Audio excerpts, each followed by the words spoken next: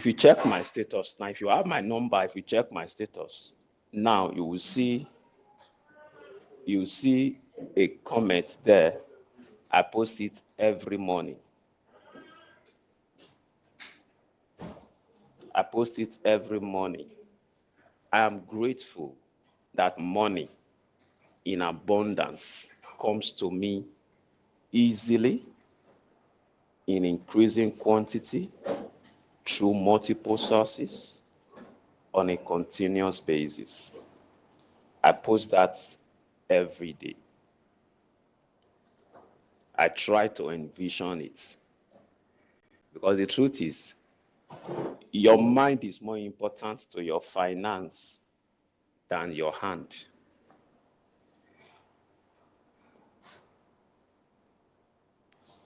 Your mind is more important to your finance than your mind. Even while I say this, I know that an average African will not believe it. So me, I've lost track of trying to convince anybody about what I think or what I know. So, but the truth is, I said something yesterday about goal setting. I said goals are magical. Goals are so magical that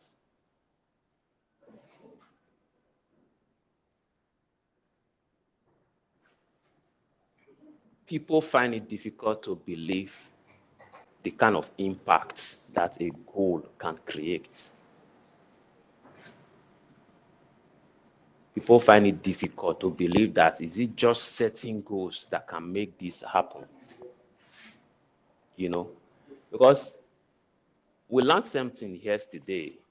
We learned something yesterday when Ugochukwu was teaching, when he talked about our definitions. Please on this fan and make it rotate. At the center, just press the center button, and then press the top right button. Yeah. Ugochukwu said something. He said, life rewards us based on our definitions.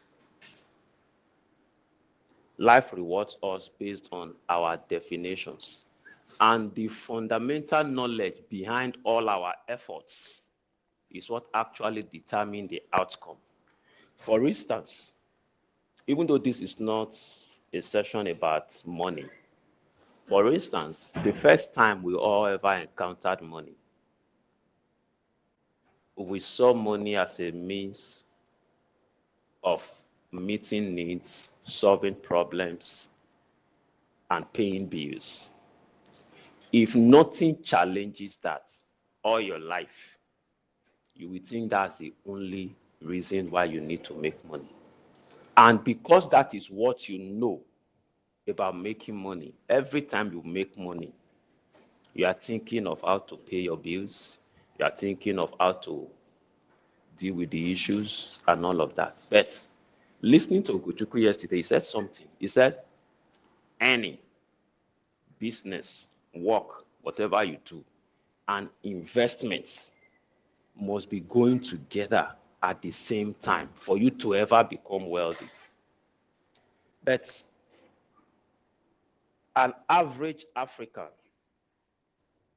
was born into a family where you earn and spend. You wait for the next cycle of 30 days, you earn again, and you spend. So you just remain in that circle. So for such a person who thinks that, in fact, for some of us, our parents will use words like, let me look for somewhere to borrow. When you say there's a need, say, let me look for somewhere to borrow. As how do I put it? As innocent as that comment is, telling the child that every time you have a financial need, think of where to borrow. Because I used to use this comment that your brain doesn't have sense. What do I mean? Your brain doesn't have the capacity to filter, to know what is serious and what's a joke. And what, our parents will say some things and say, no, but I was only joking. But your brain doesn't know what it takes to filter it. So because of that, your brain keep recording these things, keep recording these things. So you now come to a program like this and you are hearing that your mind is more important than the work of your hand when it relates to your finances. You say, I beg you, all these motivational speakers, they don't come again. You know, they used to blast motivational speakers everywhere. Even though I've always told people, me, I'm not a motivational speaker, I'm a teacher. But I don't see how you can be a good teacher without you being motivational. What's motivation? Motivation is giving people motive for action. A lot of people know what they are supposed to do, but they are not motivated, and yet they are not doing it. That's why one of my mantras is that knowledge is not power. It's the actions you take based on the knowledge you have that actually makes knowledge powerful. So knowledge in itself is potential power. How many of us know here that you're supposed to exercise every day to be healthy? How many of us know that? That's knowledge. So how many of us exercise every day? You see it? So it's not the knowledge. We know it, but are we doing it? So if you not get a motivational person that motivates you and give you all the motives, all the reasons to exercise, to the extent that you now wake up every day and you go and exercise, that's supposed to be the role of a motivational speaker. And we all need it. You know, so irrespective of what people are saying about motivational speaking, motivational speakers are a necessity to our world. All right, so welcome to Victor. I'm standing down. I hope the camera will not be cutting my head. You position your camera to have me seated all through. You know me, I cannot be head hostage. Okay, sometimes I ask myself, what's the greatest purpose of money to me? What does money mean to you? Can I hear one or two persons? What does, for me, money means freedom. Freedom. I want to be able to take my decisions. I want to be able to do the work I like. I want to be able to rest when I want to rest. I want to be able to go where I want to go. I want to be able to see someone who is in need and say, I want to help this person, and I'm able to. For me, that's absolute freedom. You know, even though freedom is a right, constitutional right. I posted on Facebook recently. I say freedom of movement is a right. Abi, is it not a right? Access to where you want to go is not a right. You are free to move around this place, but you cannot enter here now. To enter here, you are either going to be able to pay, or you have some relationship that you have exchanged for you to be here. So access to wherever you want to go is not free. Then cost of transportation. We also determine how well you can go to where you want to go. Yeah, freedom of movement. Okay, now go to Abuja now. And use plane, airpiece. How much? If you can't afford it, your freedom has been impeded by your inability to fund the cost, even though freedom is something that we all have, you know. So today we all have a document before us.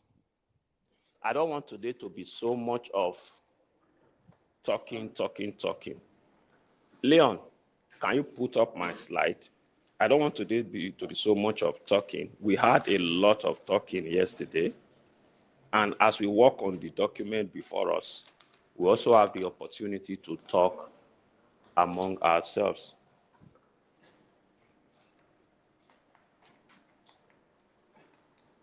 Okay. Why is it showing like this? Leon, why is it showing like this? It's supposed to be, okay, I'm coming, let me see.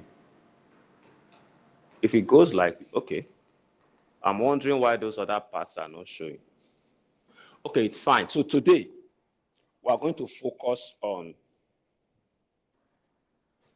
creating your legacy one goal at a time. And we all have a document in our front.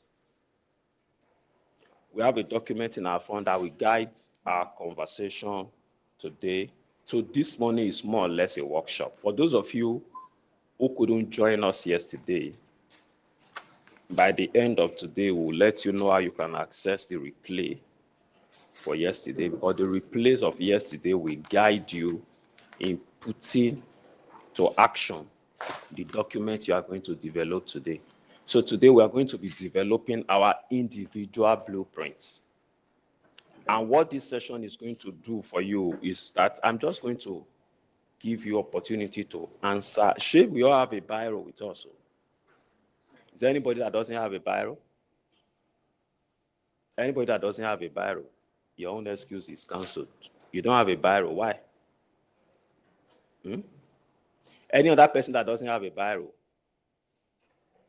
The rest of us have biros. You don't have a biro, go and get.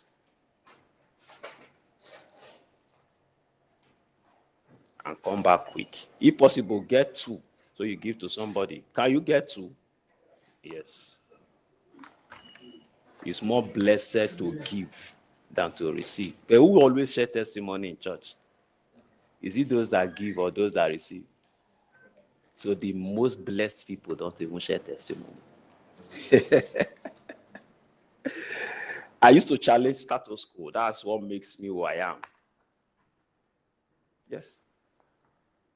No, there should be if there's a free one there, take, or you come and take one from here. You know, I used to challenge status quo. There's this song that's, he lives the 99, always for the one. When people are singing it, some of them are crying. What do you think they are thinking about? They are thinking about the fact that God leaves the 99 for them, who is the one. So, but where would you rather be? You want to be the one, or you want to be among the 99? Eh? Where do you want? Can you tell me why? Because he's going to leave the 99. It means he's going to leave you and go for the one. The reason why I would be the 99 is because I already in God's purpose, like what the Lord is for me. So I'm already living as expected. But everybody is imagining themselves as the one, and they are crying when they are singing the song. He lives in 99, always for the one. Yes, he will go for that one that is falling, for that one that is missing the mark. God's mercy will enable him, we always prompt him to go for that one. But God's ultimate agenda for you is to be among the 99. So that even when he wants to go for the one, he can deploy you. You see it? It takes critical thinking. All right. So during this workshop, we are going to follow like this. We're going to look at your vision, your strategy, your implementation, and hopefully at the end of it, success. We're going to dedicate some time to all of those things. Then your expected outcome at the end of today is that you have your clear goals, your action plans, and how you are going to commit to accountability. Professor and Sister, do you guys have biros? Go and bring one biro for this young man. You have now. Okay. Sit down, Sister, don't worry.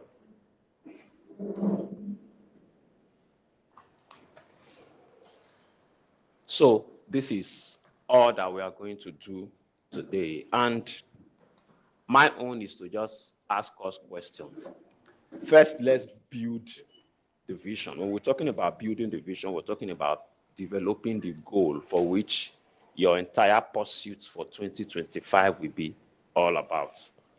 Because the truth is, we've listened to a series of videos just now about goal settings and all of that. People always have a sense of what they want. But because the mind is a picture-driven organ. When your brain doesn't have a picture of what to pursue, you just relax. So one of the things that goal setting does for you is that it helps you to constantly give direction to your mind per time. When your mind doesn't have a direction, Professor, come sit down here. When your mind doesn't have a direction, everything that comes your way looks like an opportunity. If you have seen the book Think and Grow Rich, written by Napoleon Hill, personally, after the Bible, the next book I recommend for anybody is that book. But the author of that book understands the power of your mind. Then he wrote another book that looks like a conversation between him and the devil. He called the book Outwitting the Devil. The wife will not allow him to release that book until he died. And part of the question he was asking, if you need that book, send me a message. I'll send you the audio. The audio version that was read aloud on YouTube is the best. You will listen to someone asking the devil, how are you succeeding to make sure that 98% of human beings are doing your bidding? Do you know that 98% of human beings living are doing the biddings of the devil? In this conversation, he even asked the devil, are you bothered about the schools, the churches? He said, why? I'm not. He said, most of them are doing my biddings. He said, how? He said, would you have known that I existed if the church did not tell you? A lot of the fears and the honor and respect that we have for the devil today, we heard it from the church. PK, Olakule Shoriyan, was teaching one day. He said, just strong will can defeat the devil.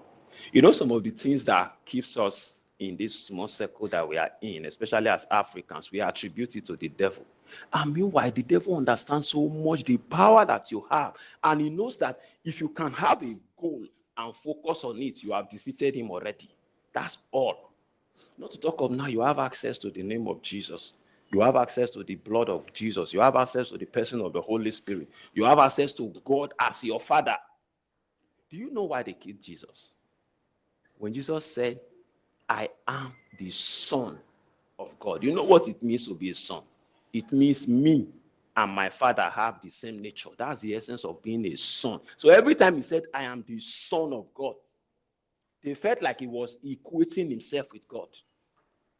And that's who we are. Just that understanding will put the devil in his corner. But Africans have so much giving devils that power that everything that does not work in our life, we attribute it to the devil.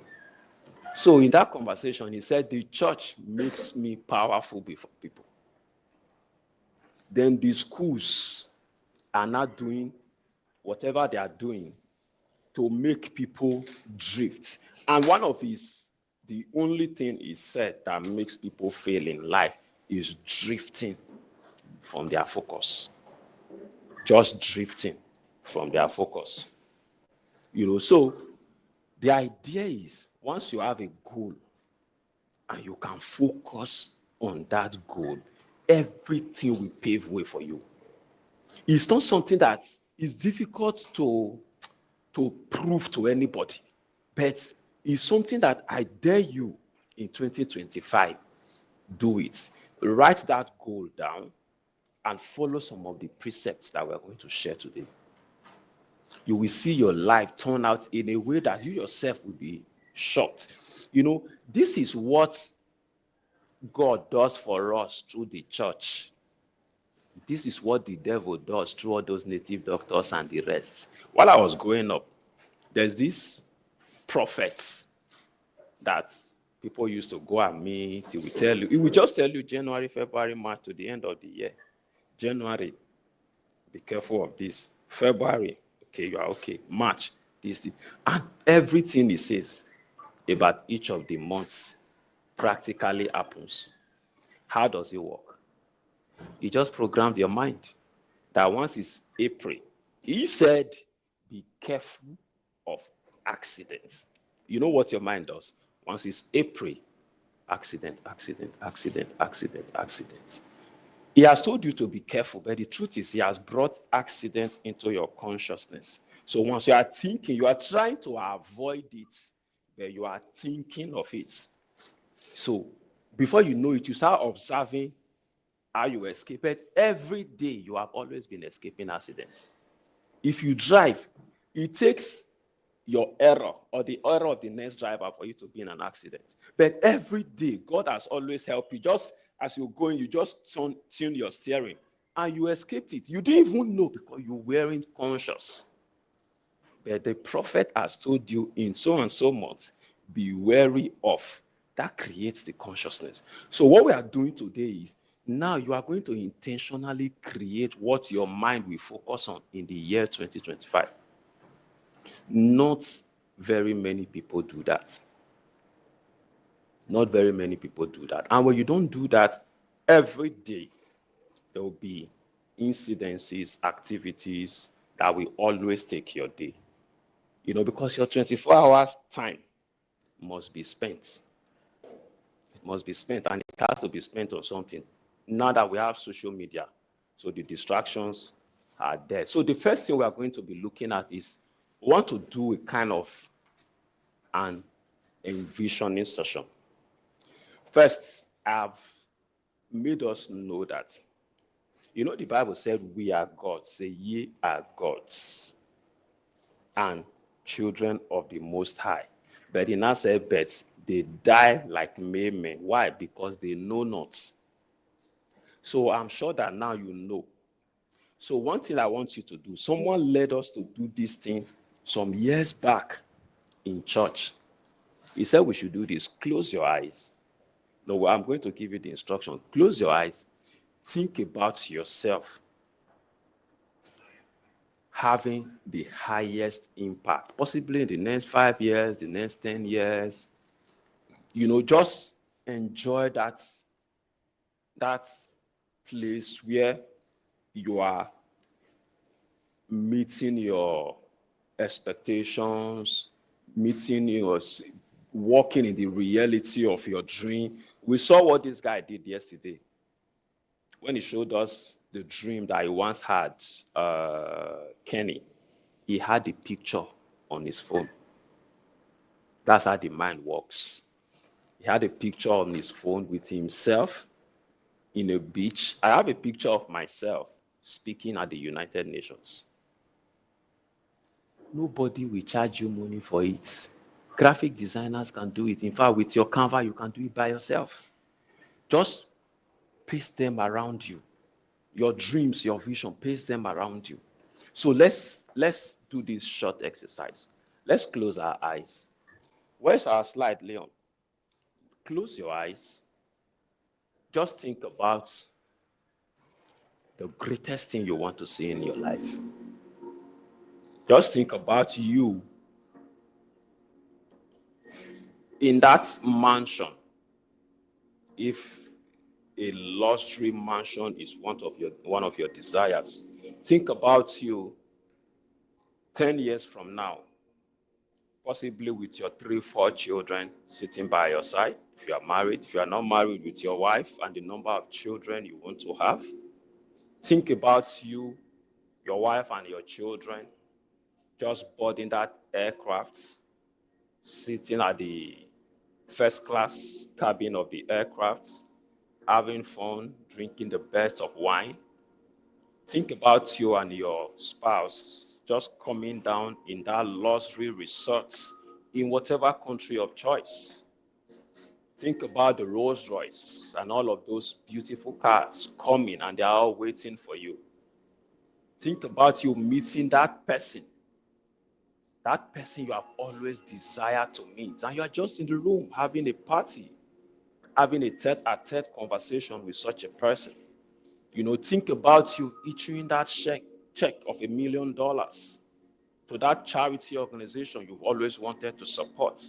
Think about you paying school fees for some number of children who are out of school. Think about you impacting those lives that you have always dreamt of. See all of those, your dreams, becoming your reality and your experience. Just enjoy the euphoria, the emotion of that environment. How does it make you feel? How does it make you feel? How does it make you feel?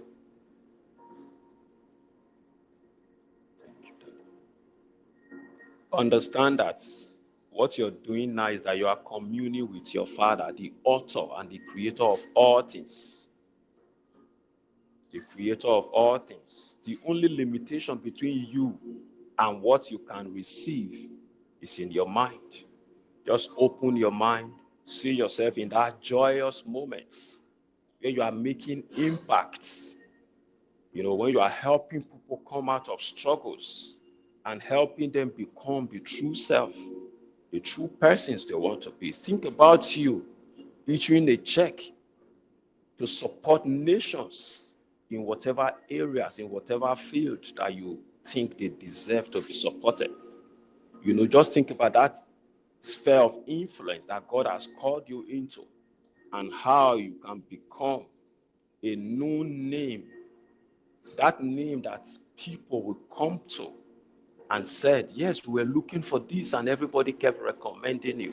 Just think about you in that godlike moment, in that zone of genius where everything you are doing is just happening as you have always wanted it to happen. Take a deep breath,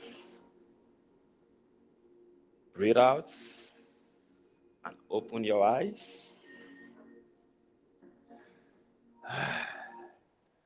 Welcome back. How was it? Does anybody want to share what their experience was? Anybody, one or two persons, how was it? What did you see? Because that's a place, the place you were in just now is a place where only you and God were just reasoning. All the distractions of Nigeria, the fair price, the wearing debt was just you and God. It's okay. Let's hear. Sit down, John. I saw myself like if my head was just open on the chest. You saw yourself? My head was just Okay. Okay, what were you doing with the check?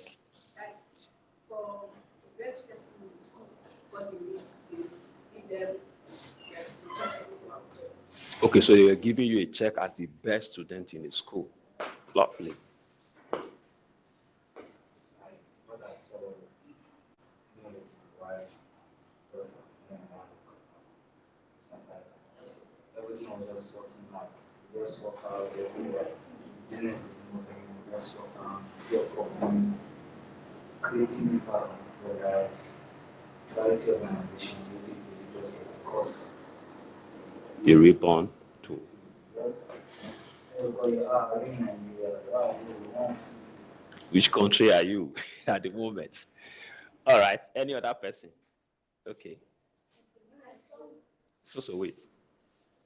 When I closed my eyes just now, I saw myself having a very big plot of land, having my crops growing well, training other young women to also go into agriculture, make their own money.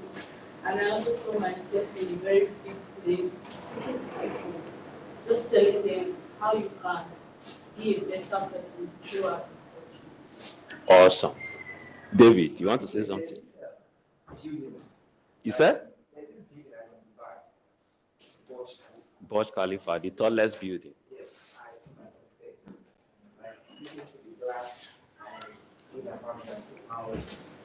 looking for that personality. And I like cars, Okay. very good cars, very very fast speed and slowing down to drive. Just enjoying the moments. All right. Awesome.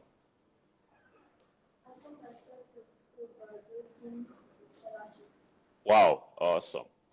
See, these things that you saw, write it down somewhere. These are your possibilities. And what we did now is something that you should be doing with the goals that you are going to write now. You know, what are you doing? You are helping to rebuild and give direction to your mind. Because see, whether we like it or not, between age 1, age 0 to 6, the family you were born into programmed you. From that age 16 now, all that has been happening is strengthening that programming. Is strengthening that programming. So sometimes even when you think that you are the one thinking, you are only thinking based on what has been programmed. You know, it's like somebody that have bow leg, and you say attention. When he does at his leg will still be bow. Not because he wanted it like that, but that's the programming. So even when you put in all the efforts, all of the energy to make things happen, it just happen and become a bigger part of the programming. So now what you do with your goal is, after setting that goal today, you are going to constantly, Leon, put up my slide, you are going to constantly be reframing your mind, with sessions like this. Just when you wake up in the morning, just close your eyes and see yourself. The Bible said, as a man thinketh in his heart, so is he. He didn't say so he will be, so is he. That's who you are. You know, we must begin to take the Bible from the book and make it become our reality. Okay, so having envisioned that, have we ever seen this concept? There's this concept called the wheel of life. This concept called the wheel of life. So we have it in our book. You see, we have 8 spheres of influence there. 8 areas of our life that we all must at least set a goal. These are the areas you deal with every day. You're either dealing with your career, you're dealing with your relationships, family, girlfriend, and all of that. You're dealing with your finance, you're dealing with your spirituality, you are dealing with your intellectual, physical health, environment. Environment, by environment, we're talking about where you live, the kind of car you drive, you know, and all of that. So take it, take your biro, go to finances, rate yourself. You and I have done this before now. You know, I do this in my one-on-one coaching section. Finances, rate yourself between 1 and 10, based on how much you want to earn.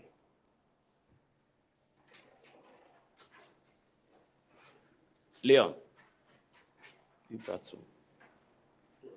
Yeah. So based on how much you want to earn versus how much you are earning, how well are you doing? If you're always thinking, I should be able to earn 300,000 naira every month, 1 million naira every month, but I'm earning so and so amount. So on the basis of that, percentage-wise, just write the number there. Just tick the place. Can somebody give me a pen? Do we understand? Okay, give me that your extra pen. So let's take this line as finance, or this blue space is finance. If yours is 0, put your mark here. If it is 5, put it at the middle. If it is 10, put it here. What you want to earn is what you are earning. So just mark that place with a star. Then go to spirituality. Can we connect it while here? Oh my God. Come and plug it here now. Sorry, guys. There are Type-C chargers there.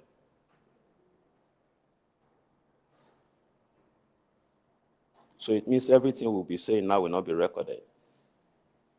That's serious. Okay. All right, so spirituality.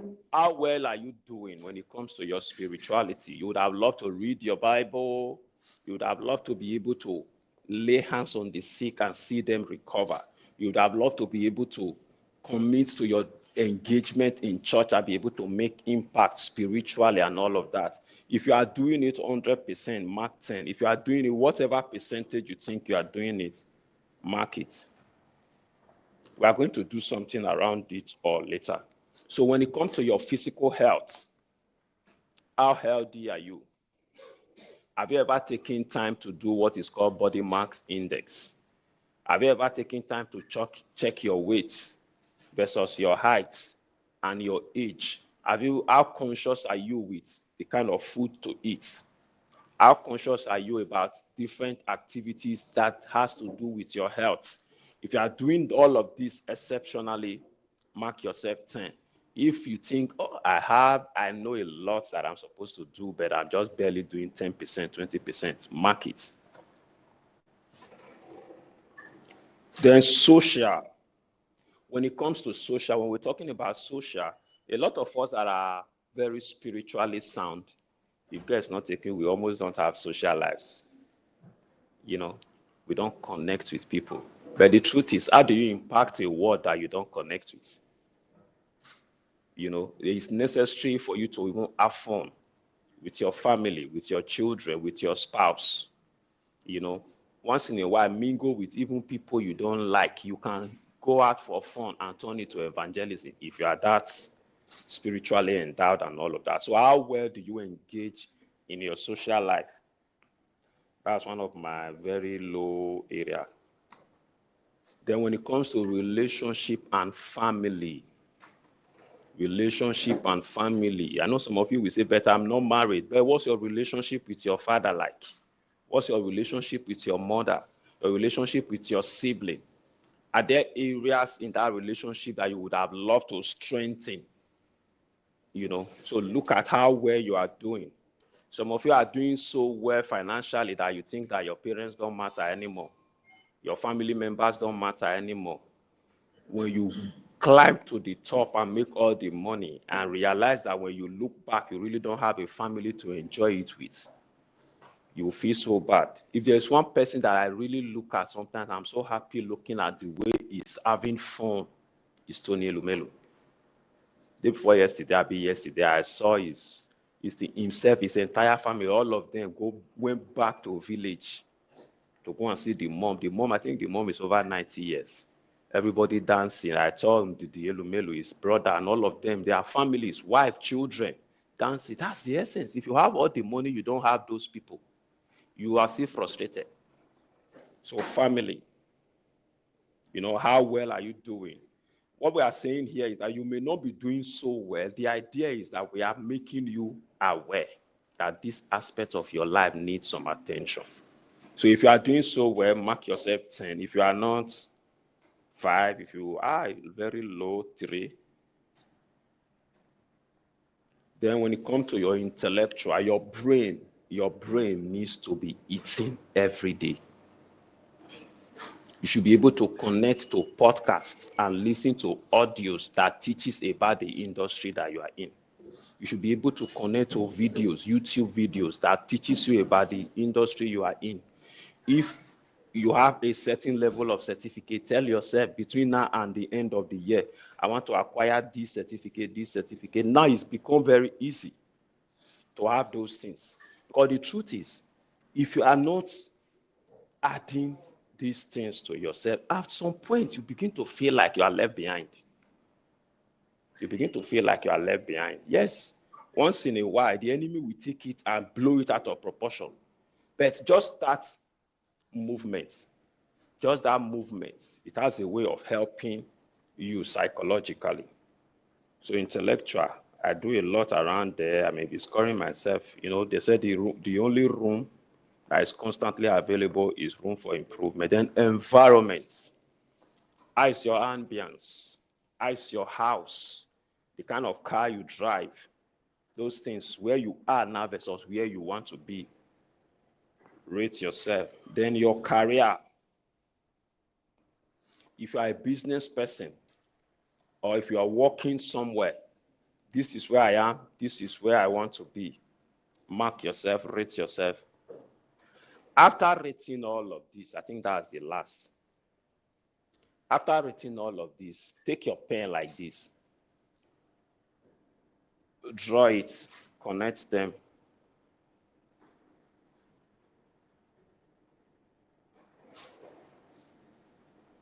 You see the way my own is.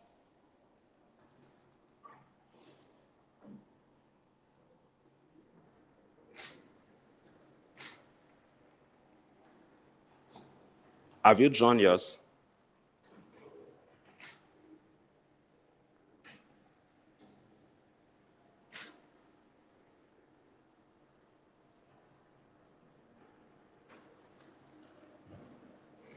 You see this my own, if it's a wheel and you roll it, will it roll? Can it roll? If you roll this, it's going to be stuck halfway because it's not round. You know, what this means is that some aspects of my life is getting a lot of attention. Some aspects are struggling. You know, your own is like a heart. But the goal is this is something you are going to continue to work on until you are able to make it a circle. Until you are able to make. I'm not sure we have anybody here that his own is. Let me see. Yours is close to a circle. You must be a genius.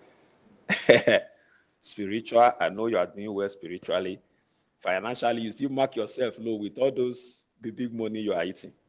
Physical, social. So you used to groove a lot. Family, this is your relationship. I'll ask your wife. Because women always believe that, man, we need you more at home. Intellectual, okay, environment, career. So you think that it's only finance you are doing low.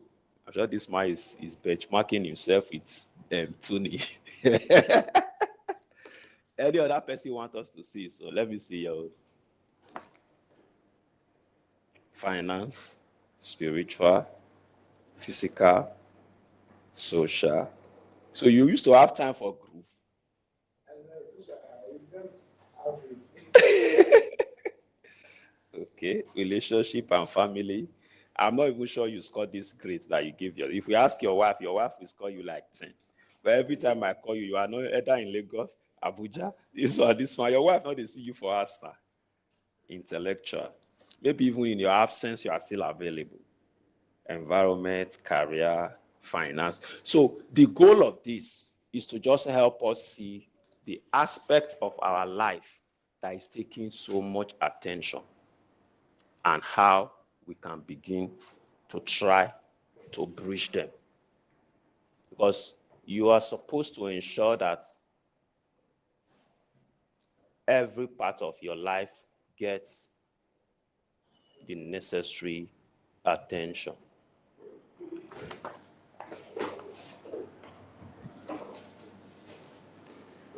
Then we're going to look at something. Leon, help me pop up the core values. Where is Leon? Because while we are thinking of setting goals and all of that, when you look at your wheel, the wheel of life now, you see where your core value has been. Personally, I would say I've given so much attention to intellectual developing myself, possibly because of the kind of work I do, much more than I should give attention. And for me, I think the lowest aspect for me is my relationship and family. Spirituality, I would say I'm doing well. Finance, I'm trying. Career, well, I'm doing well. Social, my own social and relationship with family, it struggles a lot. So while we want to look at value alignment, let's look at our core values. So as I show you these core values, just look at them very well and write the number down. Or I don't know whether we'll have time to be writing all of these. I'm supposed to have it, because we have 20 of these. It's not there because but maybe I'll send this to us subsequently, because you need to now look at, because whatever goal you set, if it's not in alignment with your core values have been ingrained inside you. They practically run your life almost on autopilot. If you set a goal, for instance, around health, or let me say around finance, how do I put it? You set any goal, for instance, that requires innovation. When we talk about innovation, embracing creative solution, challenging status quo, forward thinking, I could rate myself to be someone who live within this space, because I'm one person that hardly ever want to accept whatsoever everybody accepts. I always want to ask why. I always want to ask why. That's the core concept of innovation, because all these core values are good core values that you almost think that all of these things resonate with you, but in practice there will be some that take priority over others. Why is it going back? Okay, then excellence. Everybody feel like they should be excellent, but when it comes to how you do things, is this really getting the best of attention of you? Integrity, unwavering ethical behavior, consistency between words and action, transparent decision making. I do this for me. I do this sometimes to a fault. Sometimes I look at myself and I see the result that some persons are getting. I'm asking myself, this is your integrity. I don't understand.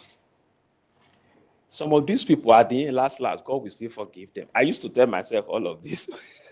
These people will just bend the rules. But tomorrow you see they are buying all the cars, are buying all the houses.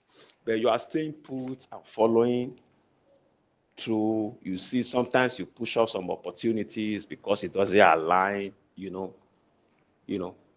Then second is impact, creating meaningful change. How much does this resonate with you? Growth, continuous learning, personal development, balance, harmonious life, and in all that we have shown, if there's anyone that will say that I have not really embraced, even though I like it, but I can't say that in the real sense, this doesn't fall within my core value. I love this holistic well-being, sustainable success. Osh, is that me or you, Leon? I know you happily push it to me. So this balance is something I know is good, but I've really not. So I could say growth falls within my core value. Impact, of course, is one of the things that drive me. I would tell people most times there's hardly any human being I respect because of the money they have. I can point to somebody, I'll point to the values that they live out that resonate with me. I just talked about Tony. I see Tony as somebody that is not only making money, you can see that his family, they are happy. He's not really of someone who is thinking of giving back. Okay, of course, he has pushed all his effort into the Tony Elumelu Foundation. Nobody gives out $100 million and you say he's not giving back. So that's also, and whether you like it or not, that thing that he did made him more famous than all the businesses he has ever done. So those kind of values resonate with me. I will never tell you how much Dangote has, but I would rather appreciate the fact that because of Dangote, thousands of people can feed, thousands of people can pay their children's school fees, can buy houses, so the fact that he's creating jobs, that's the value for me. So look at all these value systems: leadership, accountability, resilience. As good as they are, the idea, what we want to do here, we want to drill it down to the 5 most important values among these 20 value systems. If you are fast enough, no, it's not here. Did the thing go up? Oh, sorry. Where was it, sir? I don't even know where it is. Okay. It's true.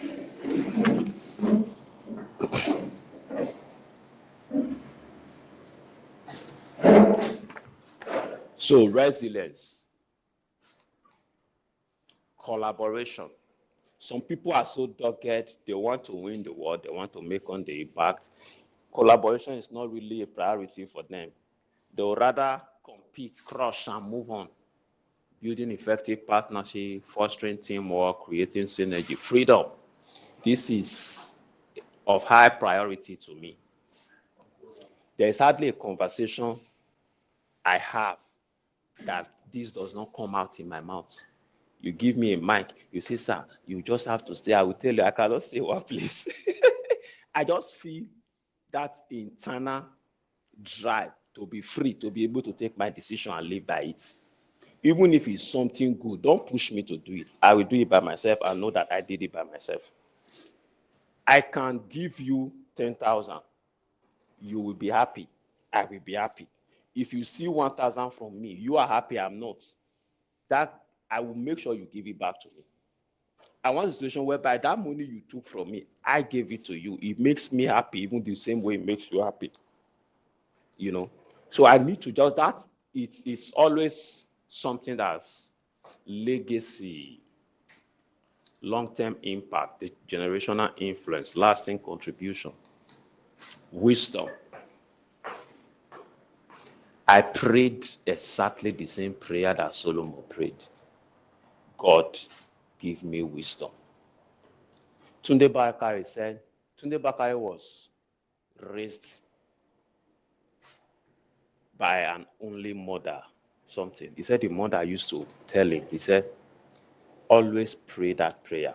Tunde Bakari, then this man, there's this preacher from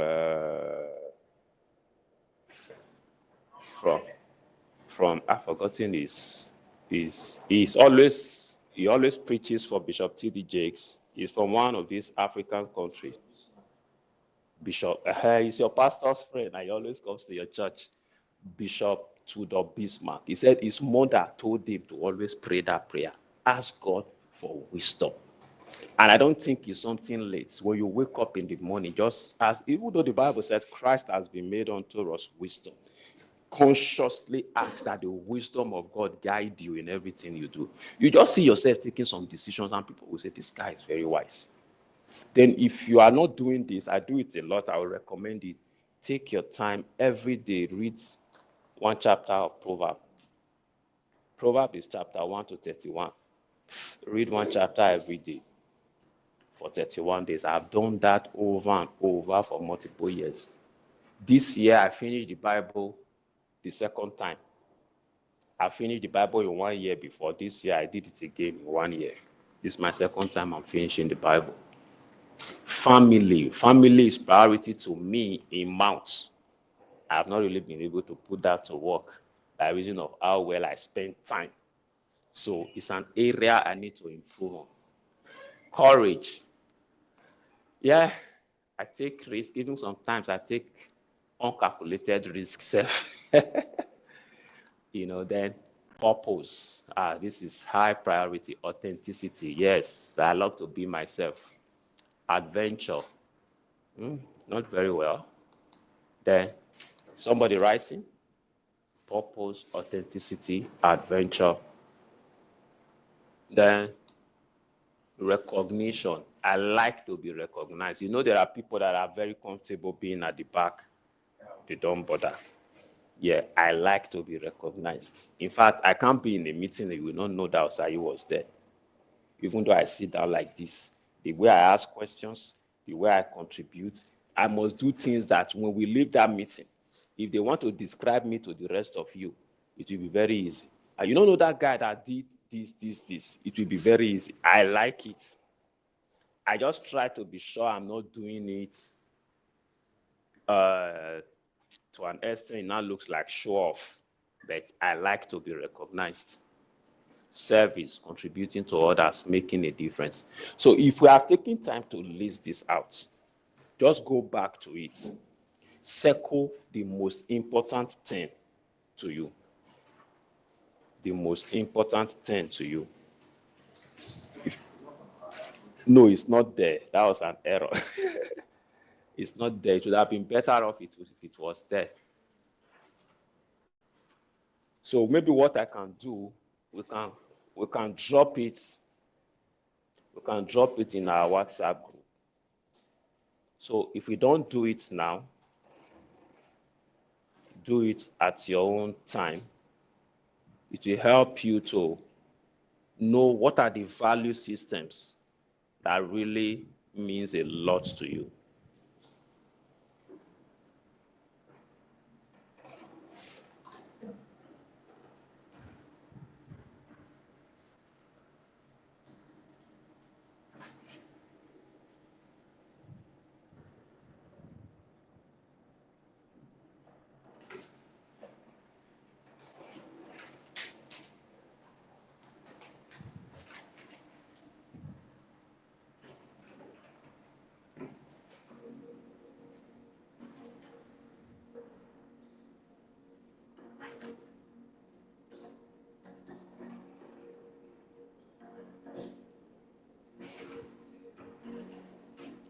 me add the exercise. So have we circled 10? Who has been able to circle 10?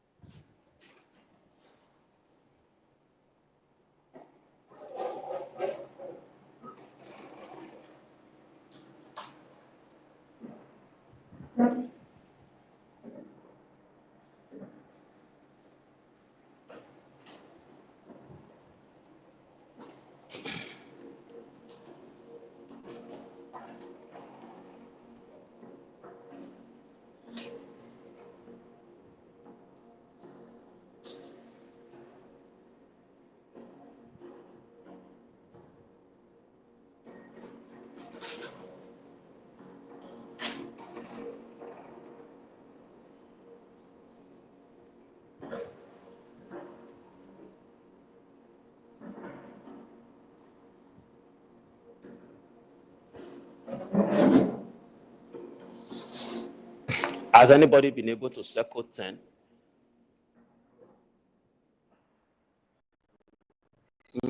Anybody?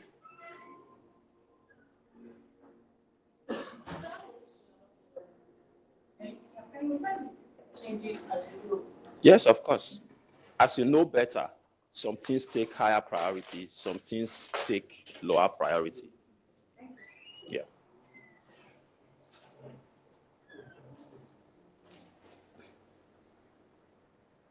So if you don't have it and you have your phone, I just dropped it on the WhatsApp group. You can just open it there and try to circle the 10 that really resonates with you. So after you circle those 10, you are going to go back there to the 10, look at them very well, and circle another 5.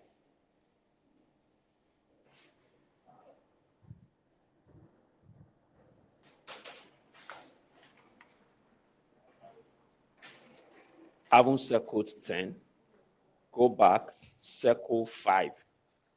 Then those 5, go back and write in front of each of them, why does this one matters to me? Why does this matter to me?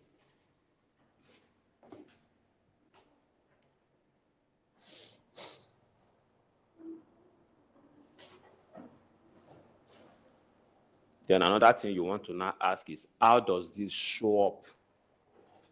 How does this show up in my best moments? Like we all understand the place of the value of family, place of wisdom. Some of them you are going to find that don't try to choose the one that is best, because all of them are good. All of them are good. But look at your life now and say, as a person, based on my value and my engagement, which one aligns, which one comes up very easily with me?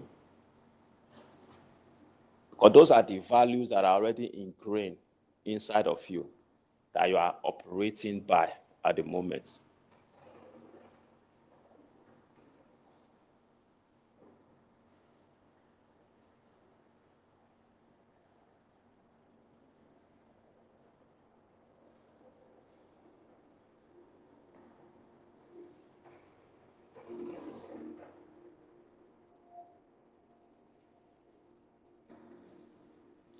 Well, Leon, take us back to our slide.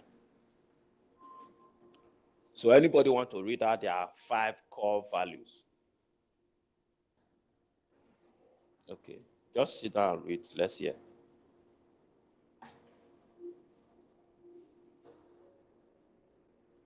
Okay, so 1, 2, 3, 1, 2, 3, 4, and 11. So 1 is excellence. Excellence. Yes. Can I ask people that know you so well, will they attest to that? Okay. No, I'm not assuming that they are not here. Excellence, innovation. integrity. 1, 2, 3, 4, impact.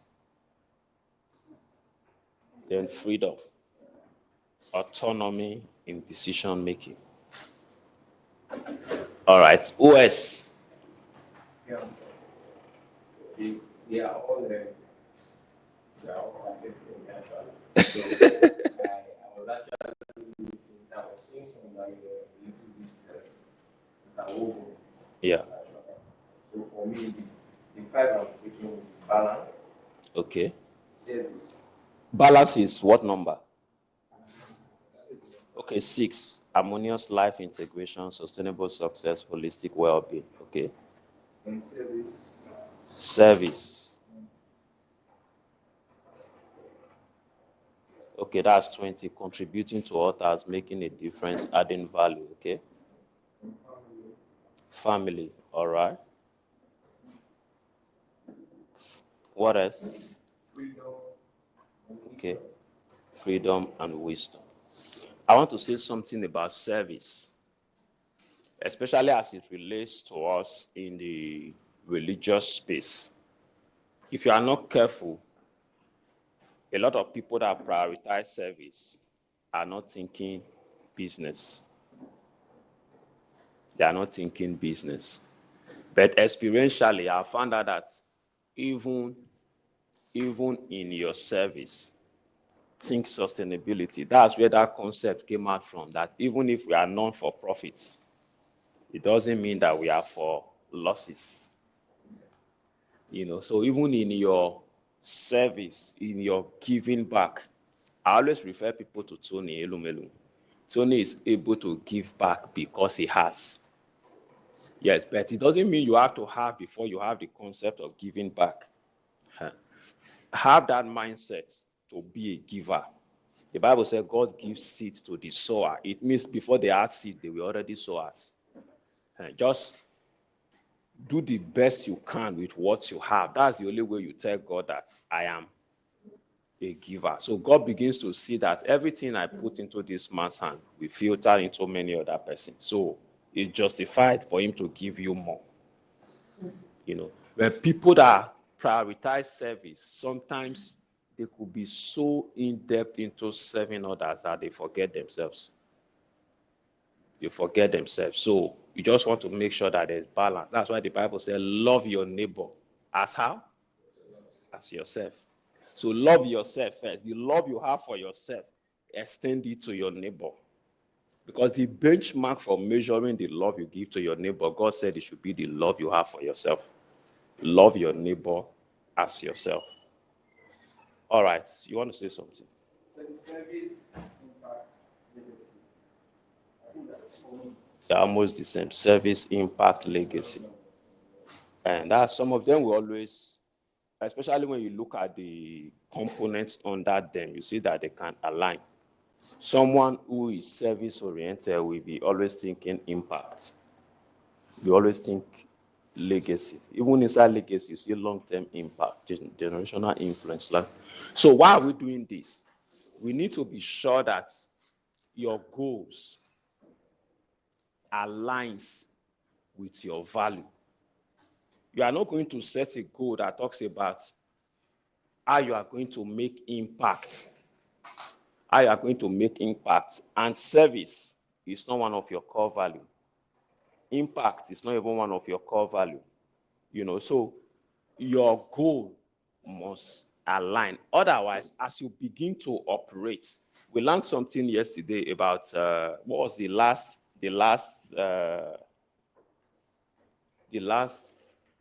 pillar of focus. Something mozo.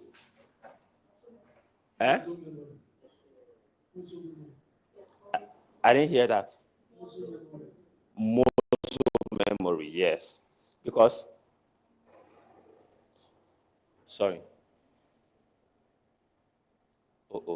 Sorry. Some persons are asking on the WhatsApp group.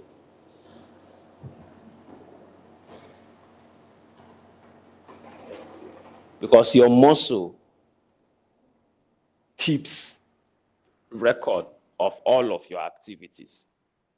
So that's why in his example yesterday, he said you've told yourself that you will go out for exercise. You keep doing it. That's why they said whatever you're able to do for 21 days, become an habit. If you take another 21 days and continue to do it, it becomes a comfortable habit. Meaning your muscle has kept that memory to the extent that it can go even when you don't feel like. So your core values have become ingrained into your muscle memory that it sometimes unconsciously guides what you do. Like I talked about, I love being recognized. There are people that are comfortable supporting from behind. They are not bothered about being the main person. It doesn't cross their mind. It was Professor Pat who told me was teaching us one day. He said a particular man came with this very busy executive. They came to Nigeria to do some project and all of that. The man even came in a day before his boss came in and all that. His boss came in a private jet and all that. He said in the course of their conversation, somebody now asked him, do you ever think about becoming like your boss? He said, God forbid. He said, that man doesn't rest. He said, I don't need his children and my children are in the same school. I may not be able to fly private jets, but I can fly any airline I want to fly, first class if I want, but at least the level of balanced life that I have, I enjoy it. I'm not aspiring to be like him. So there are people like that. Everybody will not become that shining figure. And the truth is, one thing you must prioritize is your personal happiness.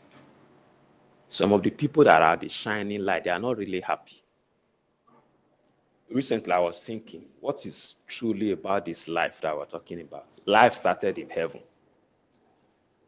When deaths happened in heaven, it was called births here on earth. Because you left heaven, you came here. That was heaven losing somebody and deploying the person to the earth. The person spent all his life here, make all the impact that God wants him to make. There's death here. He goes back to heaven and life continues. So life doesn't actually have an end. So this little space you have to live on earth, live it happy. Live it happy. The truth is, wealth is important. I don't downplay it. I want to be wealthy. I work to be wealthy. I want to enjoy life. I want to be able to make impact. But the truth is, when it comes to personal happiness, how wealthy you are doesn't determine it. You see that man, that woman with 2 children in that village hot house where in the evening they just sit down outside, they're just having fun, there's no AC, they don't even have lights. They eat natural food. In the morning they go out, the husband goes to go and fish, the wife goes to go and farm. They drop their children in school in the evening, they come back, they sit down, they are just happy. Sometimes they will live up to 90 years. Somebody will have private jets, live inside AC, 45 years, heart attack, he don't die. So in truth, in reality. So the thing is, just ensure that every day you are happy. So these are little core values that should drive how you live. Don't be under any pressure. Don't be under any pressure. You see, when one of the videos we watched just now was talking about identifying your core values and your gifts. He said the reason a lot of people are frustrated is that they are comparing their gift with other people's gifts.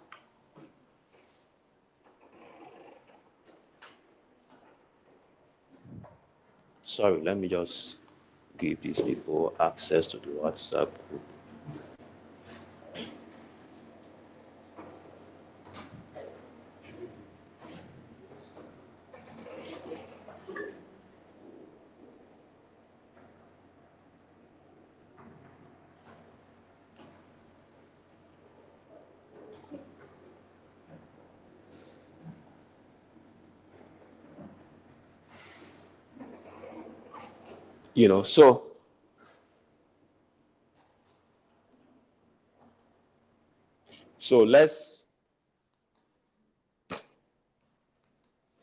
So when it comes to this,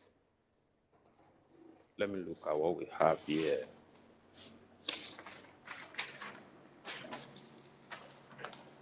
Let's open to page 2 of our, so let's craft out.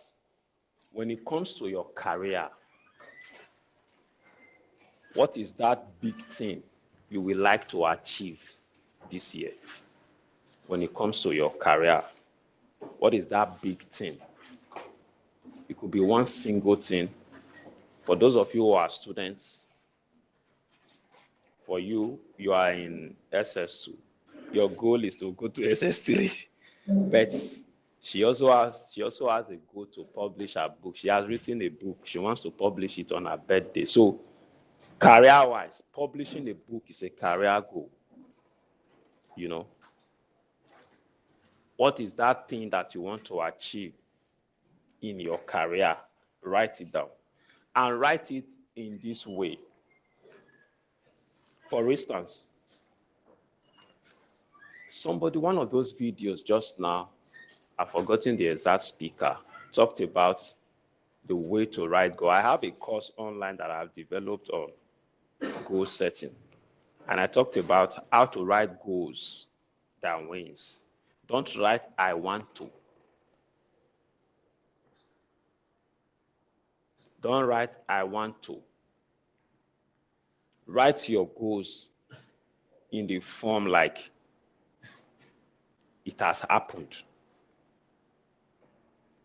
If you want to earn, let's say for finance, for instance, you want to earn 1 million naira every month. Just write, I earn 1 million naira monthly from, put the months. You may not be earning that amount now, but I earn 1 million naira monthly from March 1st, 2025. So the question now is, we're not going back to the things you want to do to earn it. You now begin to say, what can I do? Where am I now? How much do I earn? What are the things I need to learn to become the kind of person that can earn that amount? So when it comes to career, you can say, how best do we put that now?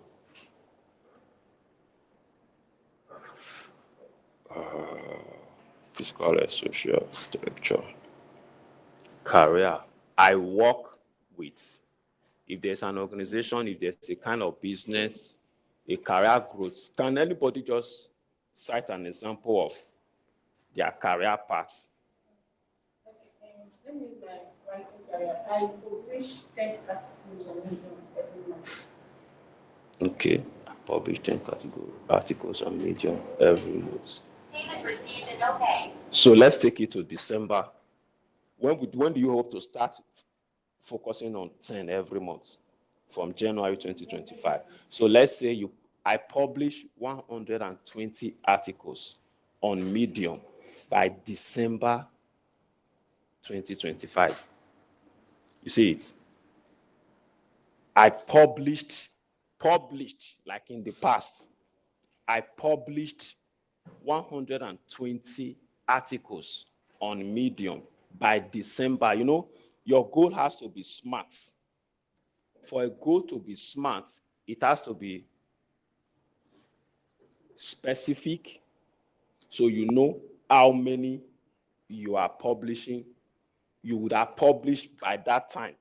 So it's when you break it down to monthly, that's when you come to that 10.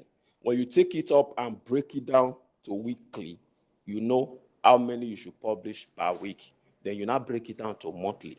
How many am I publishing? I say monthly, daily. So you may have cited example with that 10. If you want to go back to doing one a week, you can say I publish 52 articles at the end of the month, at the end of the year. So it means you are publishing one article every week. So that could be one goal, that's specific. That's one career goal. But you can have up to 3 within that career. You know, so is that clear? Does that guide every one of us?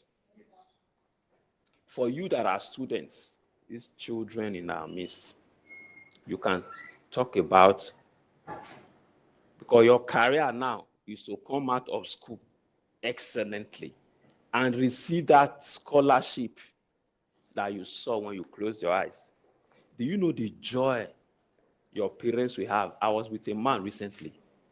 He said, my son just got a scholarship in the US. He said, where would I have seen $80,000 to pay for PhD? The guy got full scholarship in the US. He's doing his PhD. And they even added him to a project in school, a project in that school in the US, where he works and earns. But they gave him full scholarship of $80,000. The father was so happy, you know. You said? Okay. What's the difference between service and impact? Okay. Okay, Chuku, they are basically the same. If you notice when we talked about it just now, if you look at the subordinate parts of some of those core values, you see that some of them are intertwined. It's with service that you can make impact. You know, service, impact, and all of that, they are basically the same. So if you choose one, you intermittently have connected with the other one. So have we done that about our career? Do you have a question? Ask your question boldly like a god. Are you hearing him?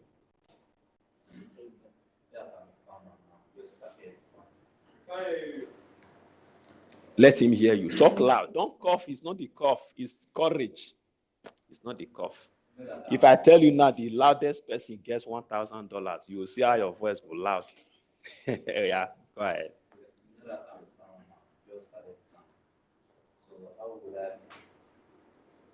Your career in farming.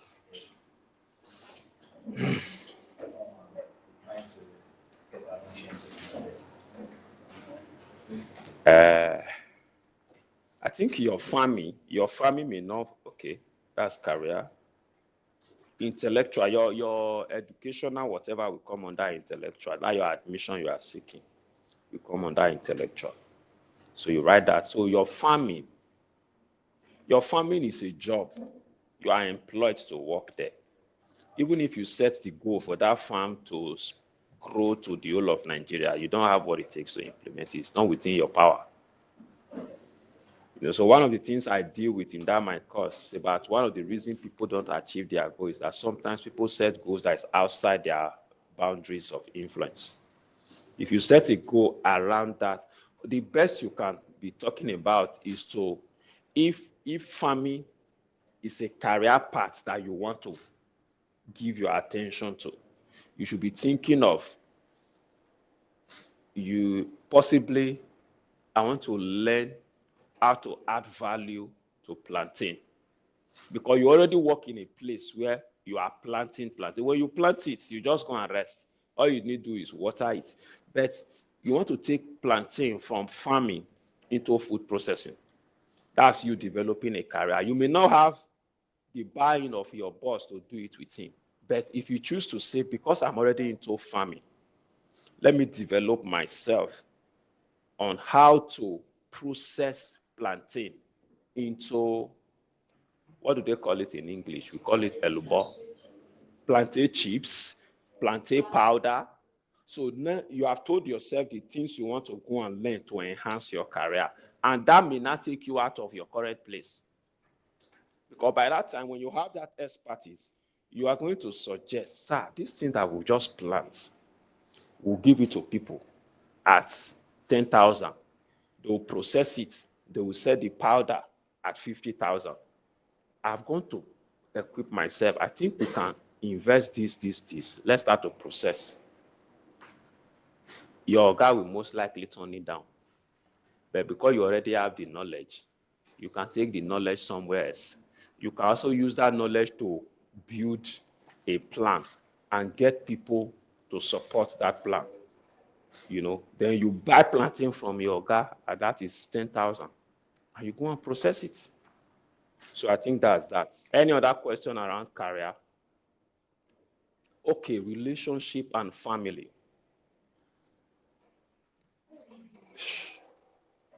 Please, somebody should off that AC.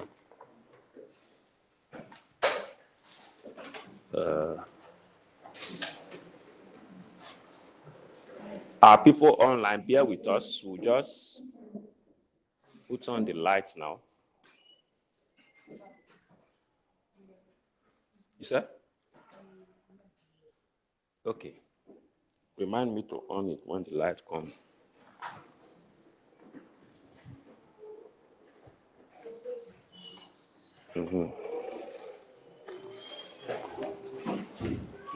Until BDC register their presence, then on the rest.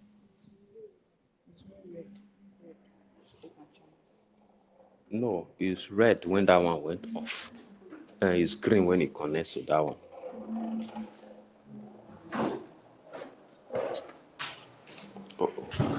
Thank you.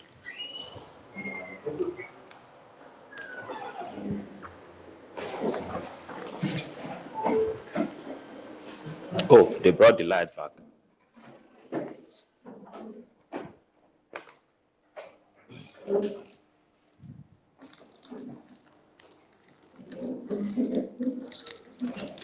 Okay, so when it comes to relationship and family,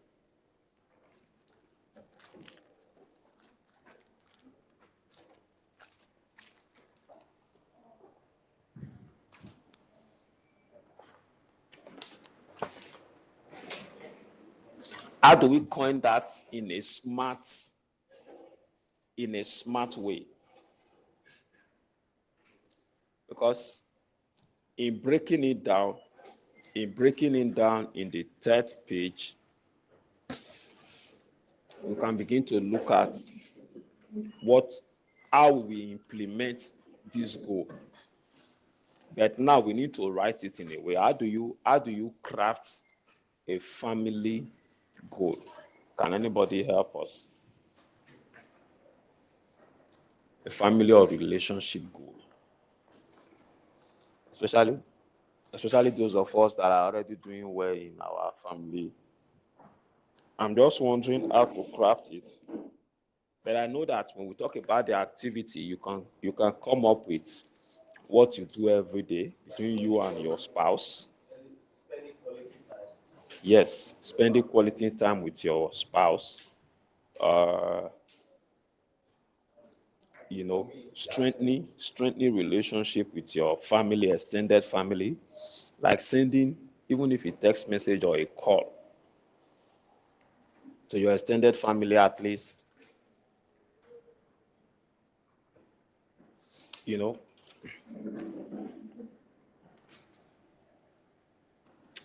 I'm very good in setting financial goals. That's where my energy is.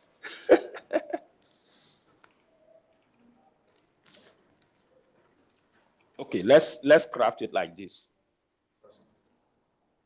Okay. For the family, Yeah. also increase our family relationship. Sometimes in the mornings, early in the morning when you wake up, just to gather you and your wife and kids, let's just pray. Yeah. And some yes, I was doing that morning devotion. Some religion have this daily devotional, just that 5 minutes. Yeah. With your family.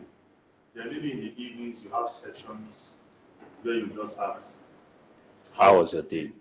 Yeah. Yes. Those things you just mentioned, we come to the next, when we are talking about the activities. So in writing out this goal, you might just say, because I'm trying to say I can be smart, because when we say something is smart, it means it's specific, it's measurable. You should be able to measure it. When you say, for instance, I enjoy a quality relationship with my wife, how do you measure that quality?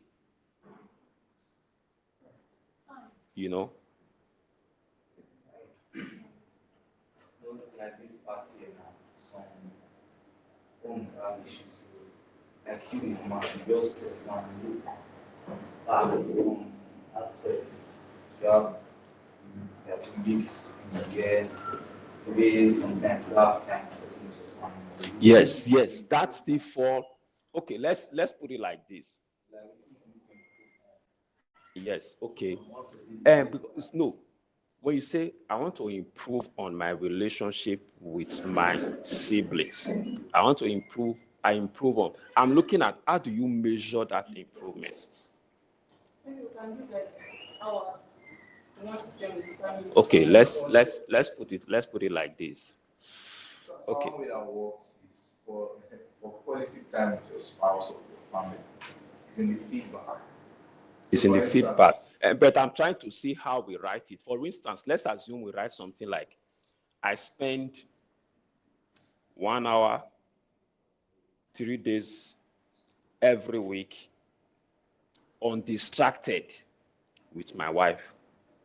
1 hour, that 1 hour, no phone, no whatever. 3 days. Oh, she's just happy. Oh, God can just help my husband to do this. Don't worry, your husband is here already. I think that's something we can measure. That's something we can measure.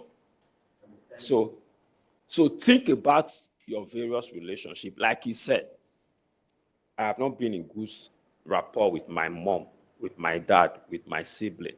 That could become your goal. I talk to my mom once every week in the whole of 2025. I make a connection with my brother, my sister, at least once a month. It means 12 times in 2025. You are going to talk to your brother, send him a text, and just make sure there is an exchange of conversation. I think those are easier to measure. So based on where you are with your relationship, if it is just strengthening your relationship with your spouse, write it like that. I spend the number of hours, the number of days within a week with your wife.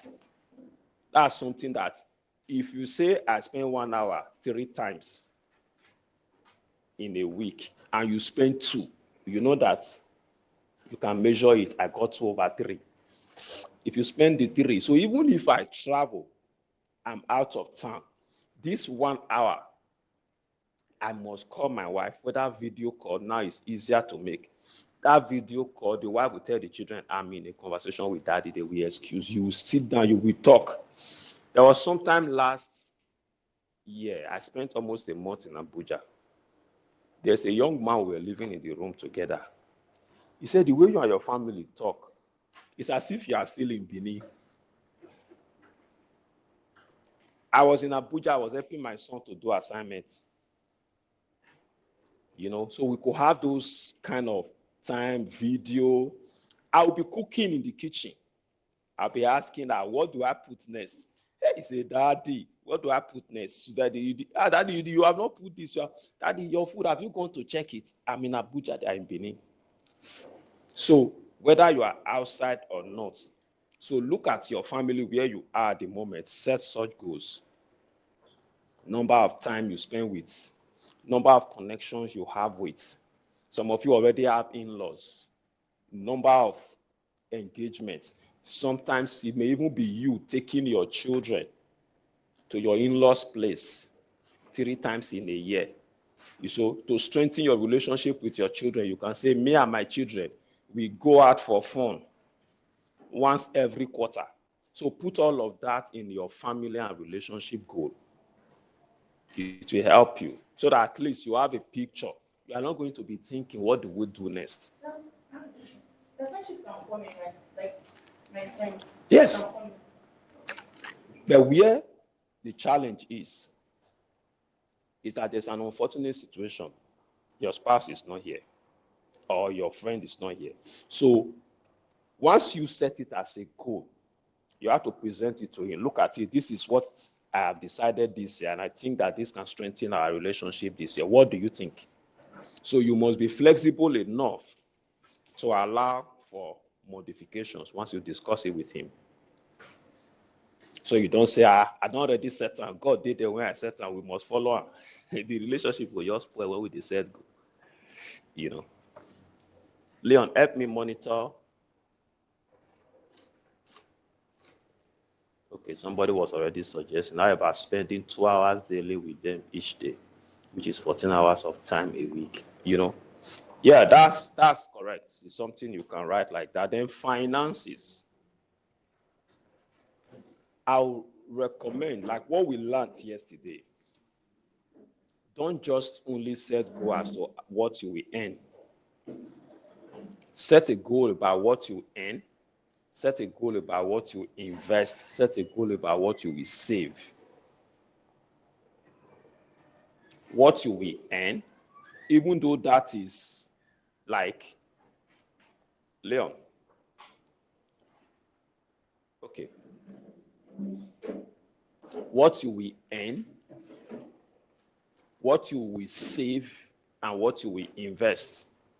Because we want to be sure that you end up being wealthy. We learned yesterday that just earning and spending will not make you wealthy.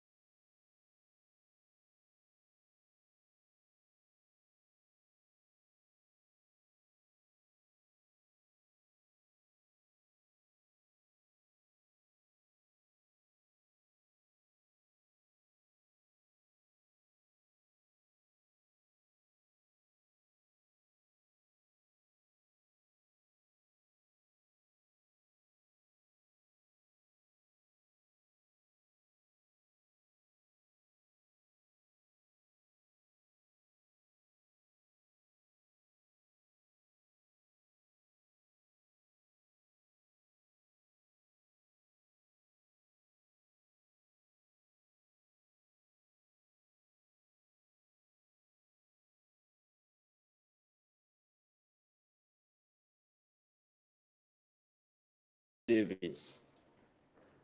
Because you have that amount in savings, when things are going rough sometimes and you feel broke, that feeling cannot stay. As the feeling comes, when the feeling of broke, the feeling of not having money, when it comes, if you dwell on it so well, things begin to go wrong around you. That's it. My children and I, let me add myself to them. My children were watching a film recently, Pursuit of Happiness. I not joined them, but I only just Will Smith. You see the struggle that was in that guy's life. Because he was already tensed. Every job opportunity he had, he lost it. He was painting his house. Police came to arrest him. Because the last time he took a taxi, he did not pay. You can see how. So when somebody meets me and said, I'm having a challenge, everything I do doesn't seem to be working. One of the things I know you need to do is, first of all, just remove yourself from all of your struggles. Just first of all, be happy. Just be happy. Just write out 10 to 20 things that are going on in your life. Just the fact that you can see, the fact that you can breathe, the fact that your lungs are working, your kidneys are working, the fact that you still have one or two persons that calls you. Somebody called me recently and he said, I don't know what is happening. I don't know whether my phone is bad. Nobody calls me. Because people call you and disturb your life, you think it's normal for people to be called. He said, nobody is calling me. So the fact that you still have people call you once in a while, the fact that you still have one or two things that you do that people appreciate, just allow that, first of all, create that joyous moment for you. From that joyous moment, you can build on it. If you continue to dwell on the fact that things are not working, more things will go bad.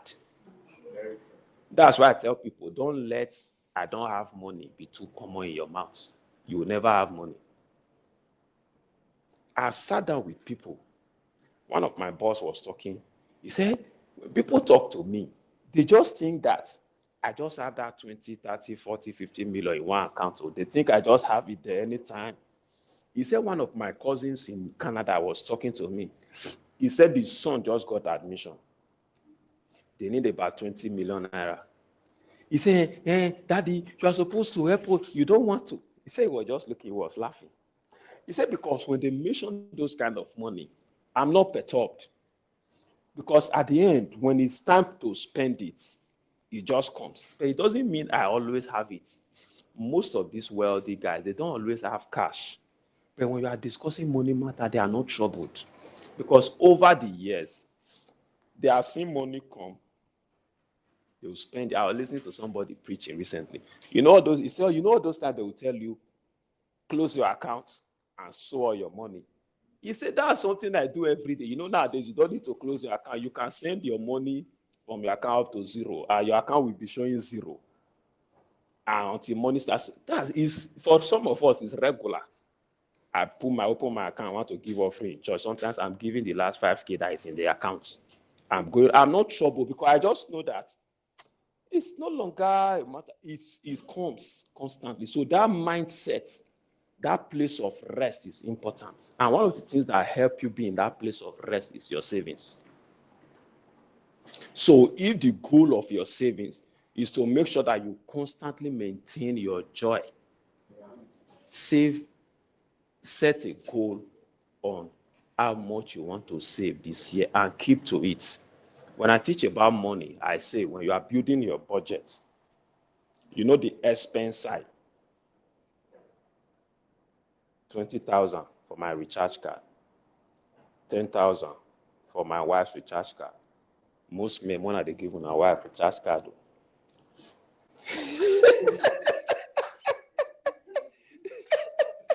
it's like best brought the wife here for us to come and help her tell best what to do. Don't worry. As you are writing that budget, write 20,000 savings, put it on the expense side.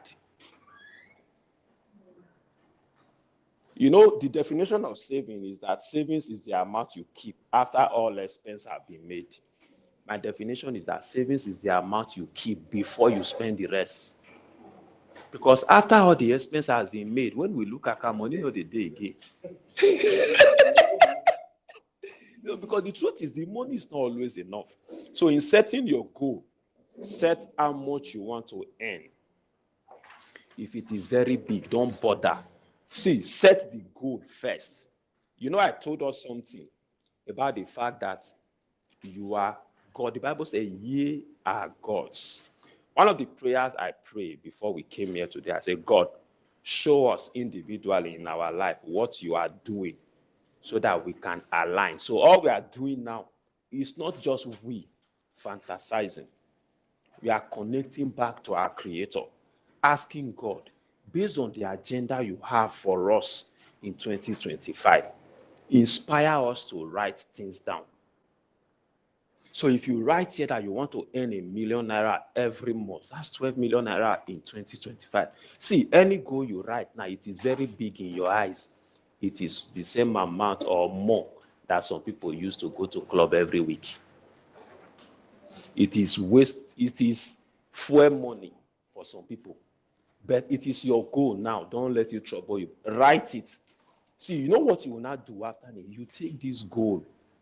If you have a prayer altar like I do, you go and put it in your prayer altar. God, I have went to this seminar because God inspired me. That's why I was telling you people yesterday how this came about. God inspired me to do this. And even if at the end, this whole session is for one person, I would have done my bidding. So do that. How much to earn, how much to invest, how much to save. Spending is normal. That one will come by itself. You don't need this automated. Then physical health. The first goal for every one of us as it relates to our physical health is that I need you to do your body mass index. It's called BMI, body mass index. Call your doctors.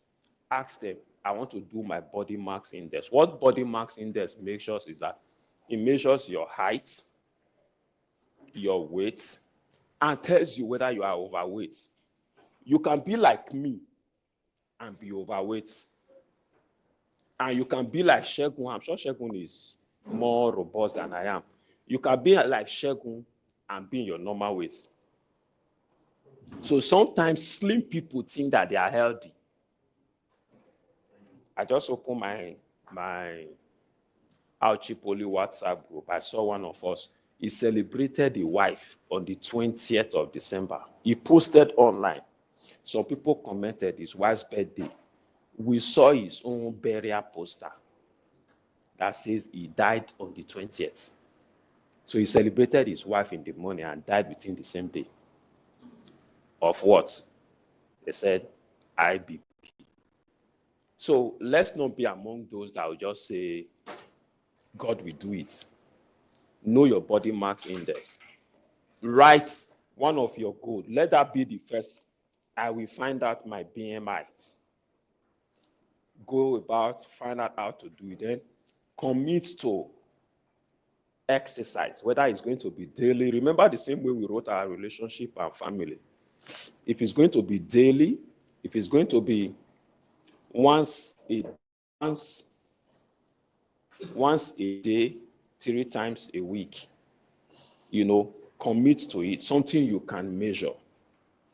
If it's just taking a walk 3 times a week, and for those of us that are also trying to strengthen our relationship with our wife, it's something that you can put together. I and my spouse, we take a walk 3 times every week. That's the time where you drop your phone. At home. You just use that time to connect. Then walk a certain distance. If you have those kind of wristwatches, these wristwatches are everywhere now that count your footsteps. Today I've had 3,098 footsteps. It measures the number of footsteps you take a day. And scientifically, they say for you to be healthy, you're supposed to take 10,000 steps a day. So if I take 10,000 steps now, it will give me like a medal. So if you have that and you tell yourself, I want to do 10,000 steps every day, or at least 4 days in a week. I want to hit that 10,000 steps. Don't bother so much about how you will do it. Write them out first. Somebody said when you are talking to children, don't be thinking of their age. You are talking to their spirits. So now you are talking to your spirits. Write it out first. The how to, you work on it subsequently. Then social.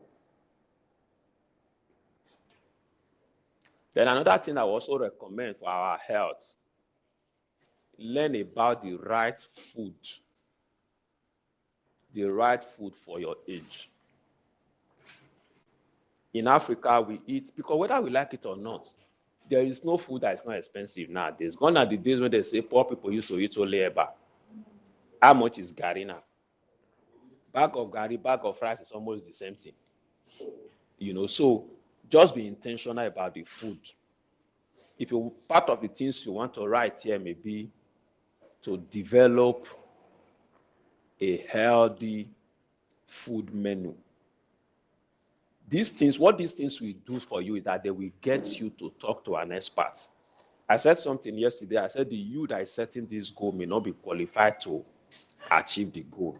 So you have to become somebody else. It means you have set a goal to eat more healthy food this year. You now have to ask yourself, how do I know healthy food? It means you have to use your Google. You have to talk to nutritionists. At the end, once you have that knowledge, you have become a better person. You can now decide which food falls into healthy food and no healthy food. That's the only way you can achieve the goal. So don't just set the goal within the things you already know. Set the goal because it's the right thing to do. Then go and learn what you have to learn to do it.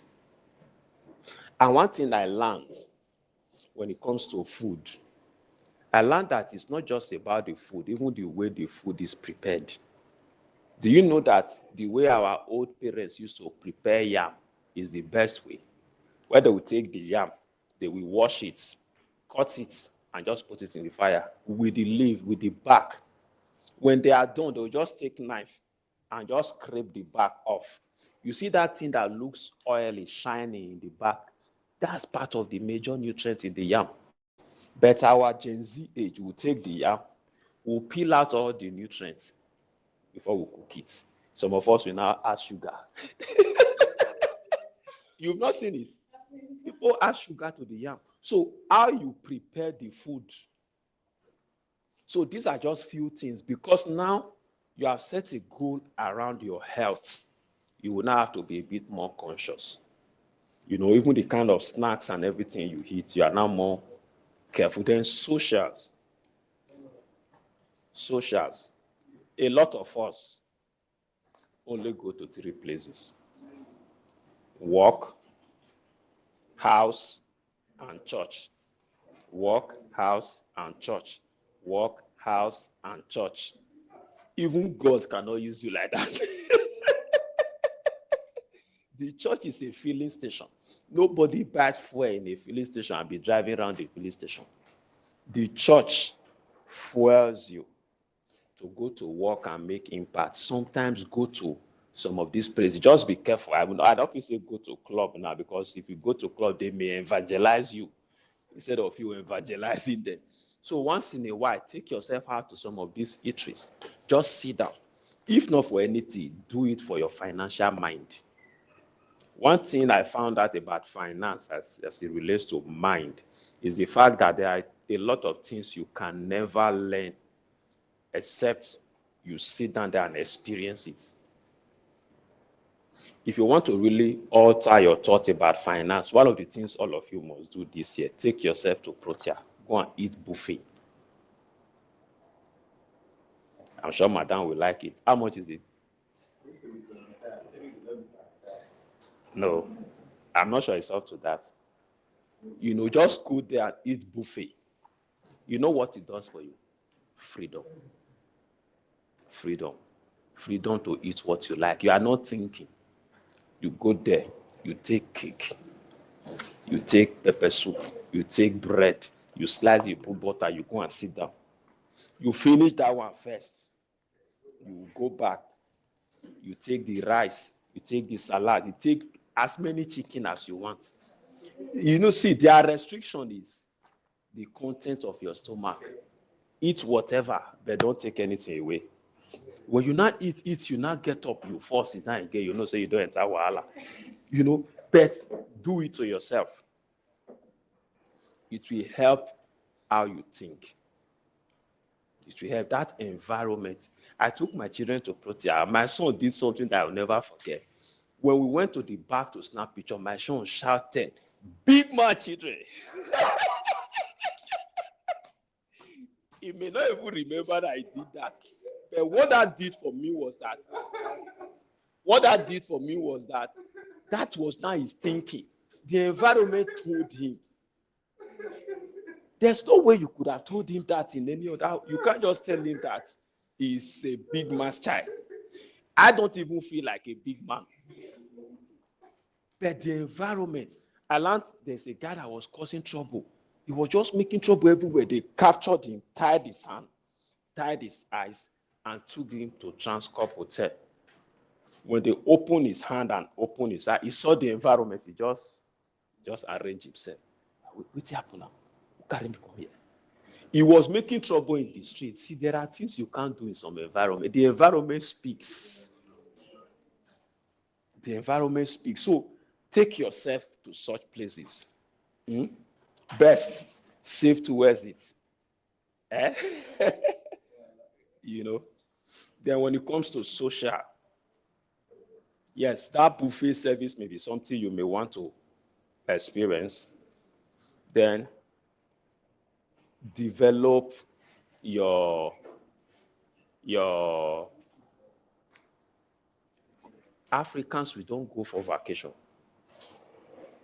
What is vacation?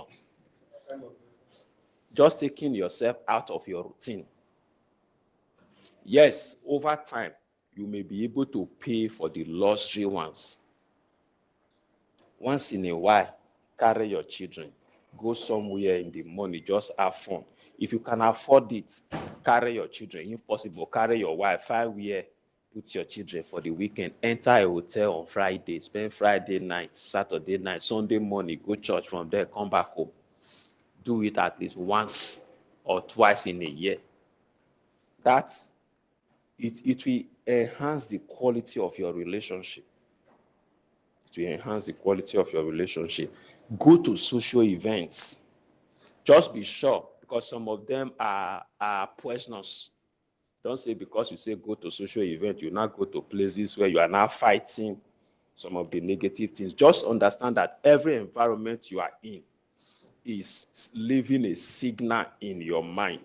But it's not enough for you not to engage. If there are church programs, the youths are doing this, be a part of it. The men in church are doing this, be a part of it. The women in church are be a part of it. Attend seminars like this. Attend some of these bigger events that happens in your state. Just being part of places where you can mingle with people. Write the number of such places you want to go to. Then when it comes to spirituality, I could say just your Bible reading plan. Set a plan to read the whole Bible.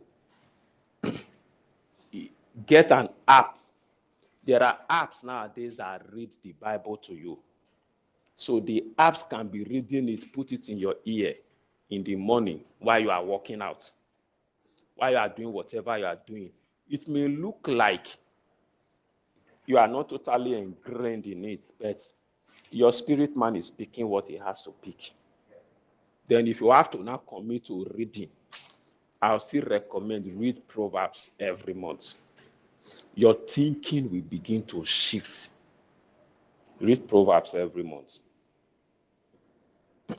Then other spiritual things you can add, your commitment in church, decide to be a bit more committed. But in all of this, remember that you have 24 hours a day. You have your energy to manage within that 24 hours so that you don't lump up too many things and at the end you are stuck. Then when it comes to intellectual, decide one major certification you may want to have this year. You said? All right. Okay, so my question here is, Sorry. Yes, your business is a career path. Your business can come under career. Okay. so my question here is about spirituality, right? My church, the kind of my church, Tony, yeah. my church, kind of have various activities, right? And sometimes it kind of affects, it takes time for me. So I've been looking for a way around it recently, but while I was doing reflection few weeks ago, I noticed that I like I spend most of my time doing spiritual stuff. I like to do, but it's affecting other areas. This your will of life, Abi. Where's your okay? I'm sure if we look at your spirituality, we take a high. You see it now. So your spirituality took 60% here. Yeah, but the thing is, it's very difficult to advise somebody about spiritual things. I will not tell you to stop doing what you are doing, in quotes, for God. But your life needs to be balanced. So look at those things. For instance, the major responsibility I can take in church are responsibilities that aligns with mine. Core deliverable. I'm a teacher by nature. I build my businesses around teaching. So every department I function in, thank you. Every department I function in are departments that leverage that gift that I already have.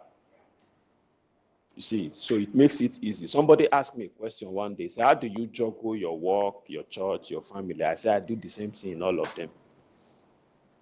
When I'm at home, my children will tell you I'm always teaching. No, now, don't do it like this. You would have done it like this. Because teaching is natural. When I'm at work, all I do is teach. When you give me a role in church, all I do is teach. So look at that core thing that is your major gift to humanity. Use it to serve in your church. So that you cut off some things and allow others. The thing is, especially in church, when they see somebody that is good, they give you more responsibility. It's not just church, it's everywhere. So you have to also just be smart about it. You graduated, Abby. You've gotten a job. Once you get job, your office, your church will also expect that you reduce some things.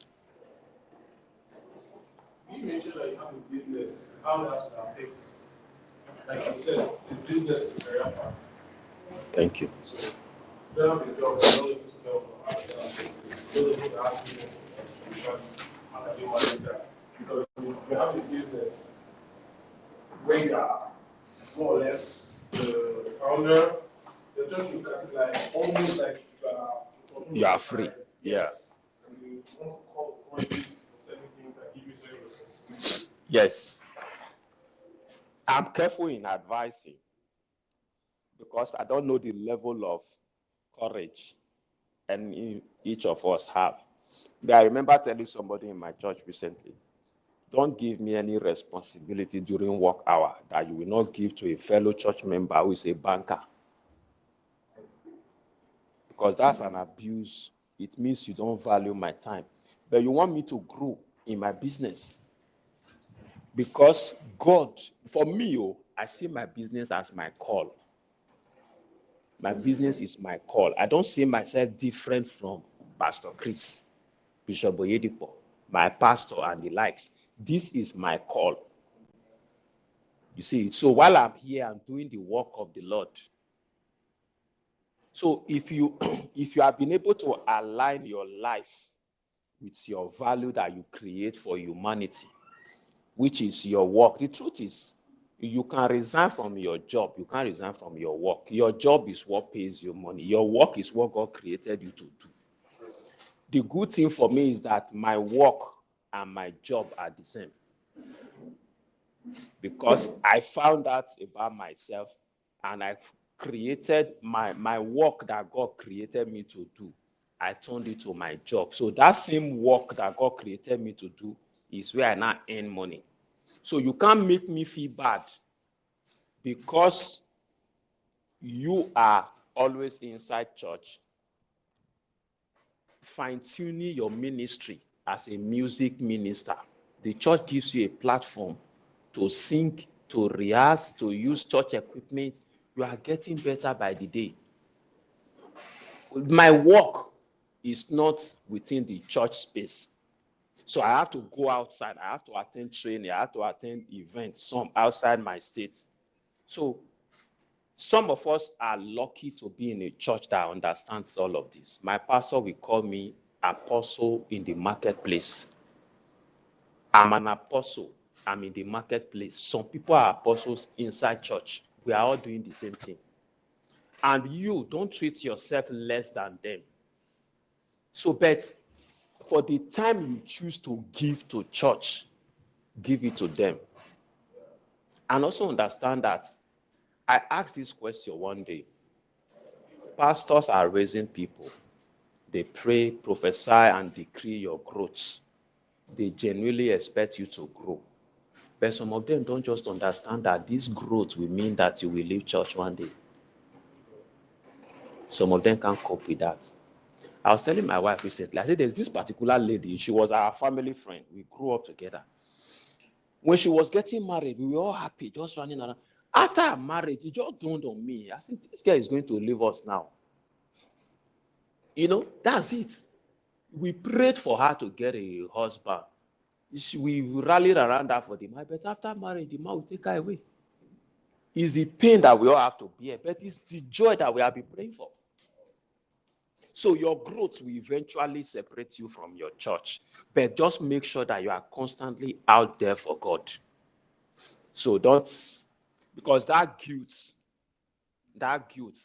if you are not careful, the devil will jump on it and make you think that that business that you put your hand that didn't work is because you stopped serving in church. So God is punishing you.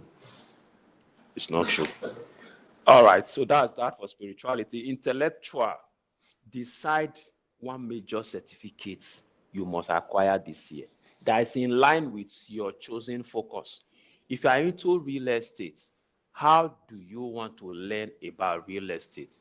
Get some certification that positions you. I know some of us do real estate as an aside.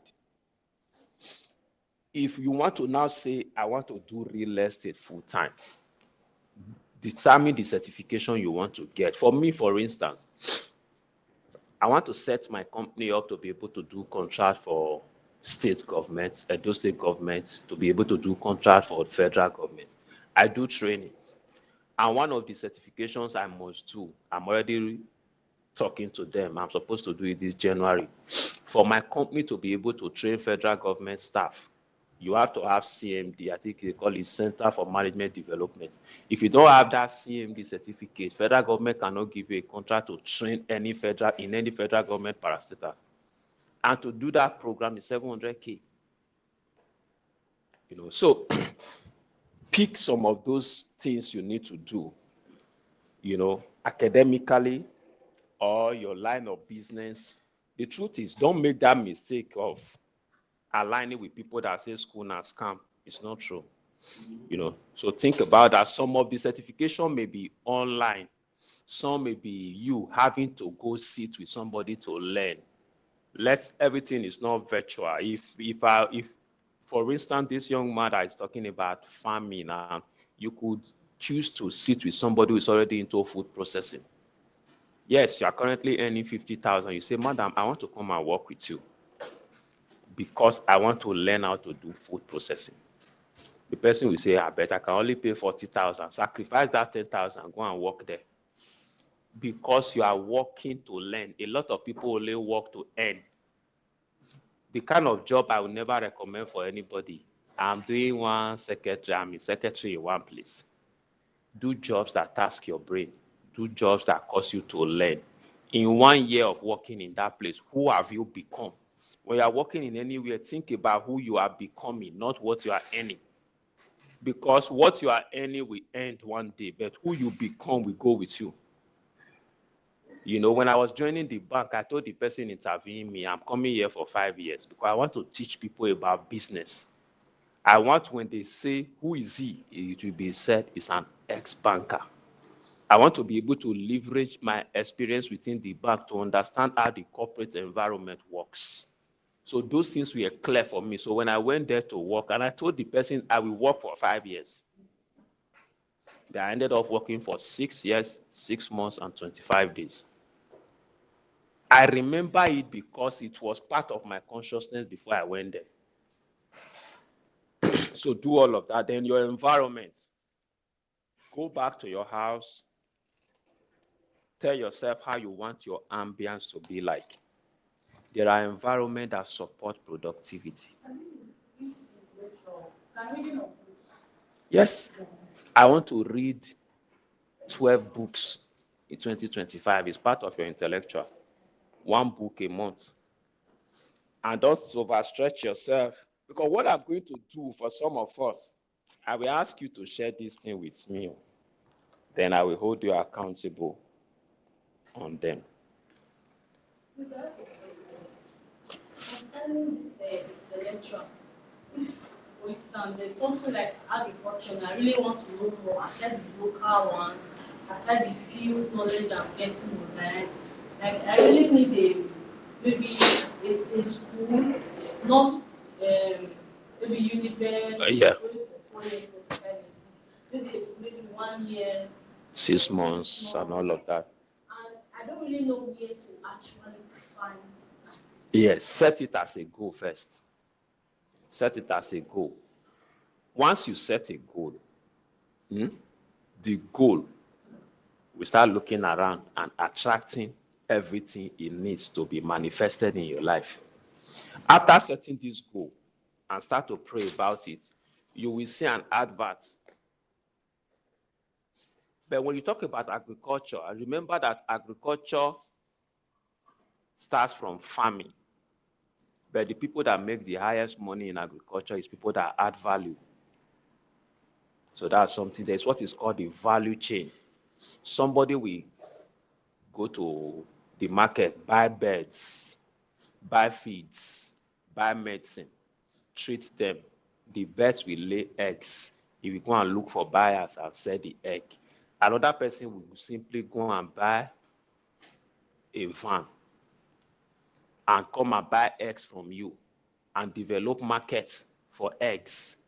This person will say, I cannot take the risk of raising birds.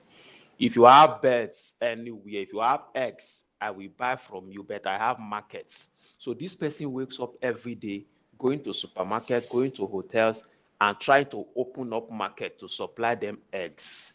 Once he have their invoice to supply them eggs, he start looking for people who have eggs. You see, so that value chain, the guy starts from the center. But the truth is, that guy makes more money than the person who is raising the birds. This guy takes no risk. The only risk he takes is carrying your eggs to deliver. And he gets to a place where the guy may likely not even be doing delivery. Another person may just invest in vans. And this guy just focus on building markets. Once he has markets, he call that guy that have a van. Yes, there's this lady that normally supply me eggs. She has 500 crates. Go and collect it. Go and deliver it in so place. He does all of that from his bedroom. He may still be wearing boxers and they'll credit his account with 5 million. So in agriculture, you want to study the entire value chain. So you have to take a decision on the aspect. Agriculture is large. Agriculture is like ICT. It's large. So you have to tailor it down. And that man behind you there, take his number.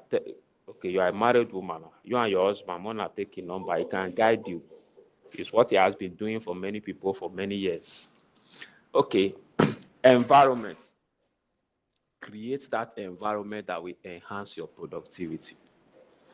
When you get back to your house, every human being today living in this century should have 2 things: a reading table and chair, and a small studio. That's one of the things I believe every house should have. a small studio. Because life nowadays is lived online. Gone are the days when you say you go online, now you live online. The most money you can make is made online. My daughter has recorded many, many videos. She said, Daddy, come and open my YouTube channel. Come and open my YouTube channel. Why? Because the gadget is all around them. Those pictures I posted in the WhatsApp group this morning, my daughter took them. Those quality pictures. Why? The gadgets are around them. So the environment you create will determine what grows in your house. So create that environment, have a place where you pray, have a place where you read, have a place where you develop content if you want to be in that space. I don't think anybody should be in 21st century who is not constantly developing content. If you are one of those persons that is shy, do podcasts, audio. Everybody used to think that Kenny Wonkoye was everywhere. You heard him yesterday when he said, come and sit down and face camera, it's work. But Kenny Wonkoye will spend 7 hours on Twitter space. Twitter space is only audio.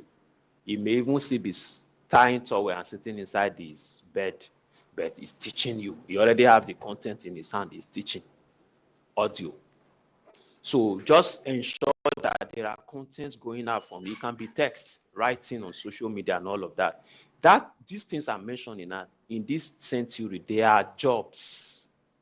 I know of a young man in UK, Paul Ford, he teaches on marketing and all of that. He said, I don't have a 9 to 5. The guy is living in UK as if and he's big. He's big. I'm in one of his WhatsApp group. I pay 100,000 to be there every year. And we are over 300. What does he do every morning? He gives us marketing tips. But the good thing is now he has a community. So when he wants to sell, now he has people who love him, who know him, who trust him. So when he says to that community, it's easy because we already know him. The value he gives us every day is already helping us. You know. So I think that is that. So obviously we all have our goals set on career, on relationship, on finance, physical health, social, spiritual, and all of that. So the second category is where we now develop our milestones. Meaning the goal you have set in your career, which of them do you want to achieve between January and March? January to March. Second quarter, April to June. Third quarter, July to September. Then last quarter, October to December. Because if you don't do this, there is this deception that happens that so where we are now is we are creating a structured approach to the achievement of the goal. Leon, are you sure we have not passed the SMART?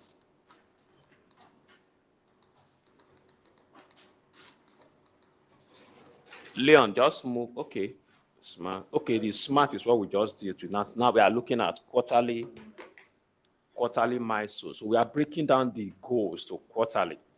For instance, let me point somebody. David, what did you write as your relationship and family goal? One or two things. Okay. I said I spend 1 hour plus 3 times in a week, 2 times in a week with my wife on the school. Okay. And I also So let's say time with your wife as it relates with relationship. It means 3 times a week times how many weeks in that 3 months. So you now put that number here. the number of times you must spend with your wife. So this thing, you are going to give it to your wife and show it to your wife, so that when we're talking about who will hold you accountable, that one that concerns her, she will remind you, because women need this quality time. The first book my pastor recommended for me when I got married was this book. He said, do yourself a favor, love your wife. And when I was reading that book before I got married, as I just got married, I said, no, all these ones, these kind of things cannot catch me now. No. I read that book again after my marriage was 10 years. I saw that I was failing on 90% of the things the man was talking about. The man talked about how you just see a man who thinks that I have provided everything for my wife. But all of a sudden, he comes to the house and he sees that the wife has packed her bag and she says she's leaving. Why? Those things you think you are providing, they are not the things that she really wants.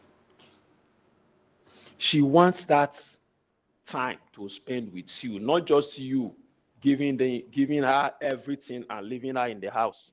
Sorry. I hope this package may not be able to get to it. Let me put it here. So you must know your wife and understand what she prioritizes and work with her like that. So that's what it is. This quarterly stuff, I'm sure that's something that we can do. Just take a look at your career, the things you must do, the first quarter, second quarter, third quarter. So it means every 90 days, you are coming back to a review.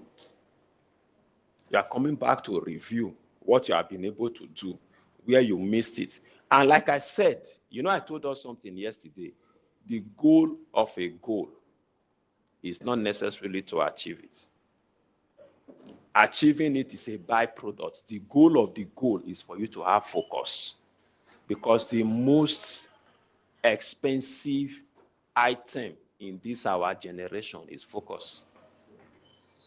It's becoming very difficult to pay attention. It's becoming very difficult to pay attention. So the goal of all of this we are doing is first,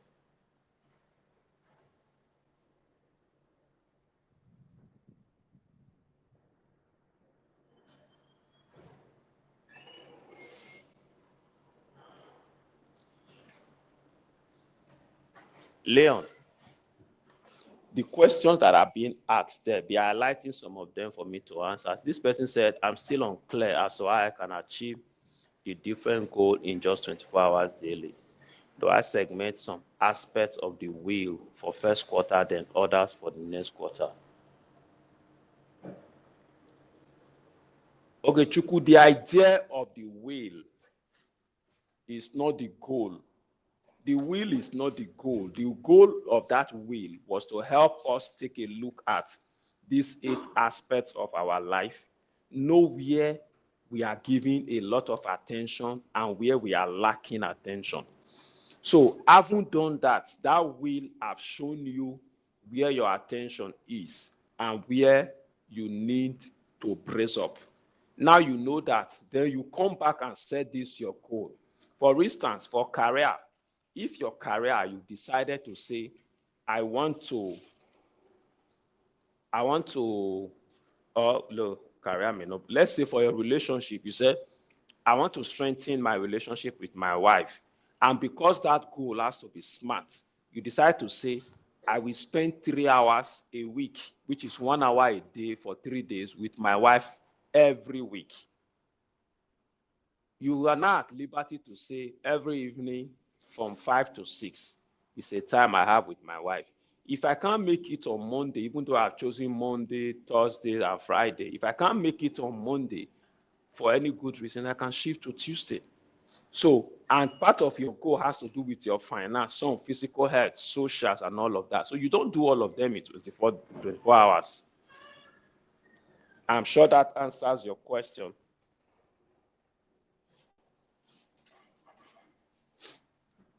All right. So are we good with the quarterly breakdown?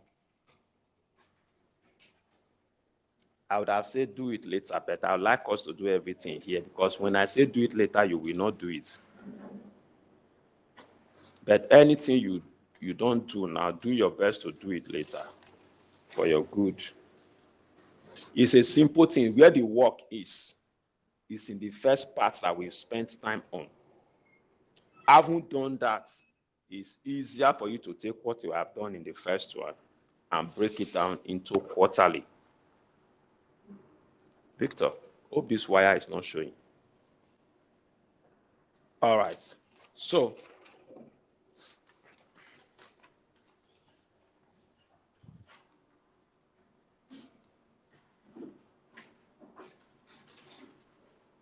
okay, yeah, we already defined all of that. That's already defined. That's okay. Like we said, when it comes to your career, once you have this, your quarterly goals, it's easy to know whether you are succeeding or not.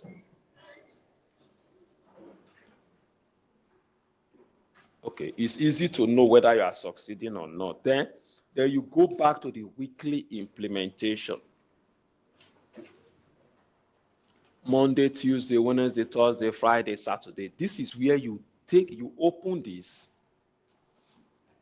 Okay, creating a structured approach to your goal achievement. Now, at the weekly implementation, you open it. I haven't told yourself that, for instance, I will spend time with my wife 3 times a week. This is where you decide whether those 3 times will be Monday, Tuesday, and Thursday, or Tuesday, Wednesday. So those tasks come here.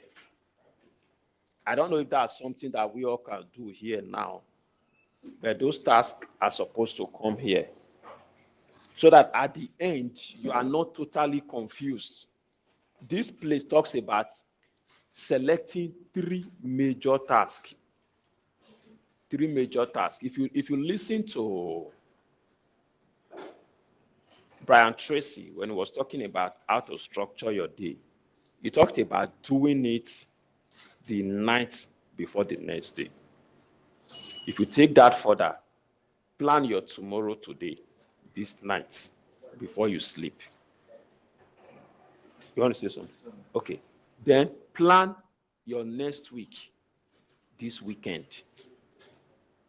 Then the last week of this month, December, plan your January. These things are not as easy as they are being said. But that's why for some of us that already have a family, get everybody involved. Get everybody involved. Daddy is always busy. Mommy may not. Mommy may be very busy. First daughter will not. First son. If they are grown up enough, make them be a part of it. You know, children will remind you of that fun time that you are putting the plan. The children will call your attention to it. You know, otherwise you just be pursuing money and you forget all those things. Then Brian Tracy said something. He said, if you are to do one out of these things that you have identified, I think that's where priority comes in. If you have identified things, choose 1, 2, 3 of the most important. That if I do this 1, 2, 3, the rest can take care of themselves.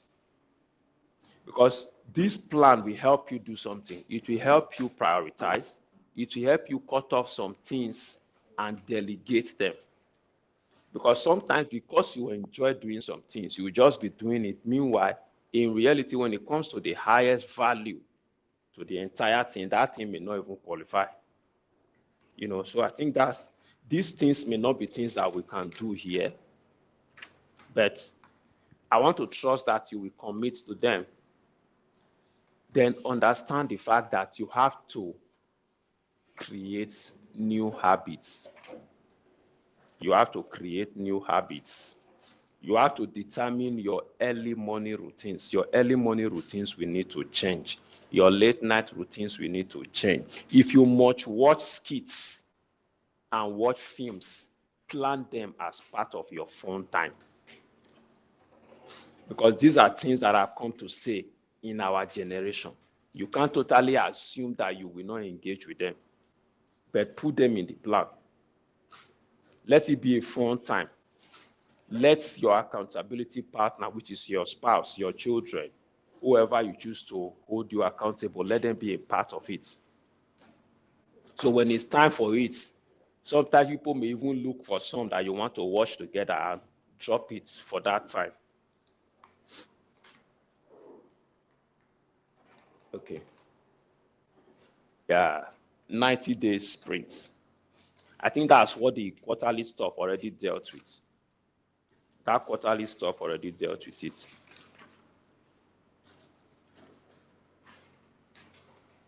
Then there's a part I really want to emphasize. In my goal setting course before now, I talked about strategies for implementing the goal. One of the things I talk about is writing a letter of achievement to yourself. You write a letter to yourself from dated December 31st, 2025, appreciating yourself for achieving these goals. But outside that letter, what we want to do now is that we have a worksheet, page 5 and 6, talks about a worksheet of personal contracts. You are signing this contract with yourself. So those quarterly things talks about the things you do every 90 days, weekly routine, schedule dedicated time for goal-related activities, intense for 90 days, then daily, integrating small actions into daily routines. There must be things you do every day. There are some you do weekly. There are some you must do every 90 days. So this is why I need our commitments. Let's go to page 5. You see, you put your name there, commit to achieving the following goal by December 31st, 2025. Then you go there and write your professional goal, the support you will need, and the person, yeah.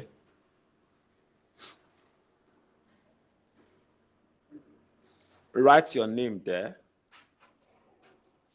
For instance, professionally, what are the key things you want to achieve? What are the supports you will need to achieve those things? Then number 2 is personal development goal. The third is impact goal. What impact do you want to make? I thought that this part should have had all your 8 goals, but it would have become too long. But I think this is something that the idea here is to help you get a commitment. Okay. Is to help you get a commitment to the goals that you have set. I don't think we can. The second one is the same. To practice what habits have you decided to practice daily? Weekly review, monthly assessment, quarterly deep dive, and all of that. So I'll need you to do this. I'm going to use this to select the people I'll put into my accountability. I think that's where this one is. I'm going to get our accountability system working. So I'll need you to fill this page 5 and 6. Fill it. If you prefer us to send it to you as soft copy, request for it. The reason I'm putting those roadblocks there, I want people to take steps to request, because for me, I want to only work with like 10 persons. Because it's free, I know that everybody will want it. But people wanting things is different from people needing things. So I'm interested versus I am committed. There are two different things. So for those that are committed to this, what you need to do is go back and fill page 5 and 6. If you prefer me to send you, we'll drop them. We'll drop this soft copy there. Fill it, send it to me. One of the things I want to do is that all the speakers we have today, I'll make an arrangement with them to have one of them engage with us each quarter. First quarter, second quarter, third quarter. I will always be there for us. Then, okay, of course, monthly engagement with the people that sent me this. Then we are going to make all these videos and some added materials available, and they will be here. But I don't think that should still go for free. Some of you have 100% scholarship to be here. Some have 60%. Some even paid for others. So I think the first thing is that we've all had the privilege of enjoying everything, but we are going to have all of this replaced. I'm going to have some of these soft copies, then I'm going to have some other added resources put there. So we'll do a breakdown and tell us what it will cost. It will not be something too expensive. It will not be something too expensive. For those of us that paid fully to be here, you get access for free, because we assume that what you pay already covered for it. So for some of us that have some level of discount, we also let you know what it will cost to be there. Then for people who want the one-on-one, I want to remain in that small 10 people space where I can hold you accountable for all of this. I need you to fill this page 5 and page 6 and send to me. Then that will be our contract. So I'll hold you accountable to meeting these things that you have written out there. Is that fine? I think with this, we can. This work style, professional goals, like the key milestones and support the development. Yeah, the goal you already set. Now your career, I think your career and intellectual may fall under professional. So that goal, put it there. What are the supports you will need to achieve those goals? Write out those supports. Some will be the need to learn this, learn this, learn this. Some will be some openings. Like she said, she needs to be able to, she needs a place where she can be trained 6 months to 1 year on agriculture and all of that. So she will have to determine the aspect of agriculture.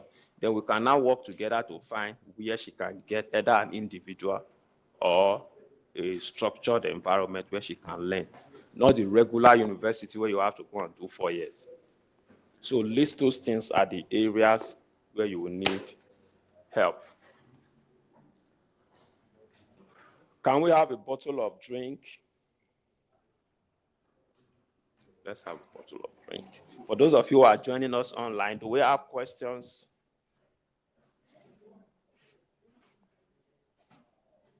Unfortunately, you guys can't have a bottle of drink with us.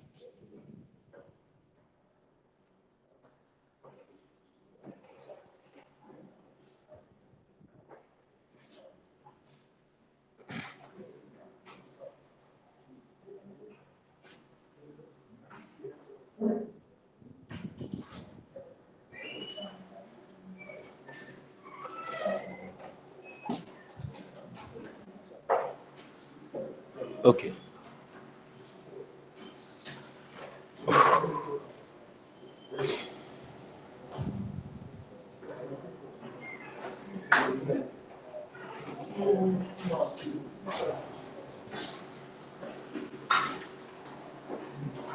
Hey, I've been able to drink more coffee.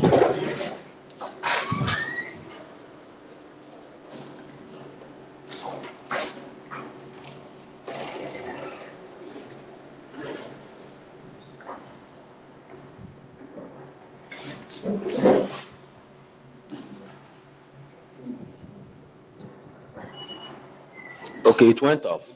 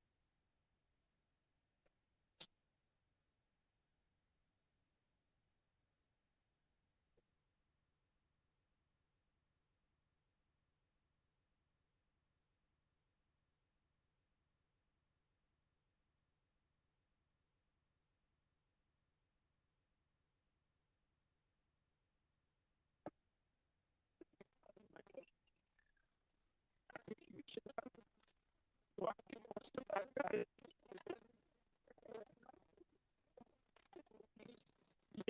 yes.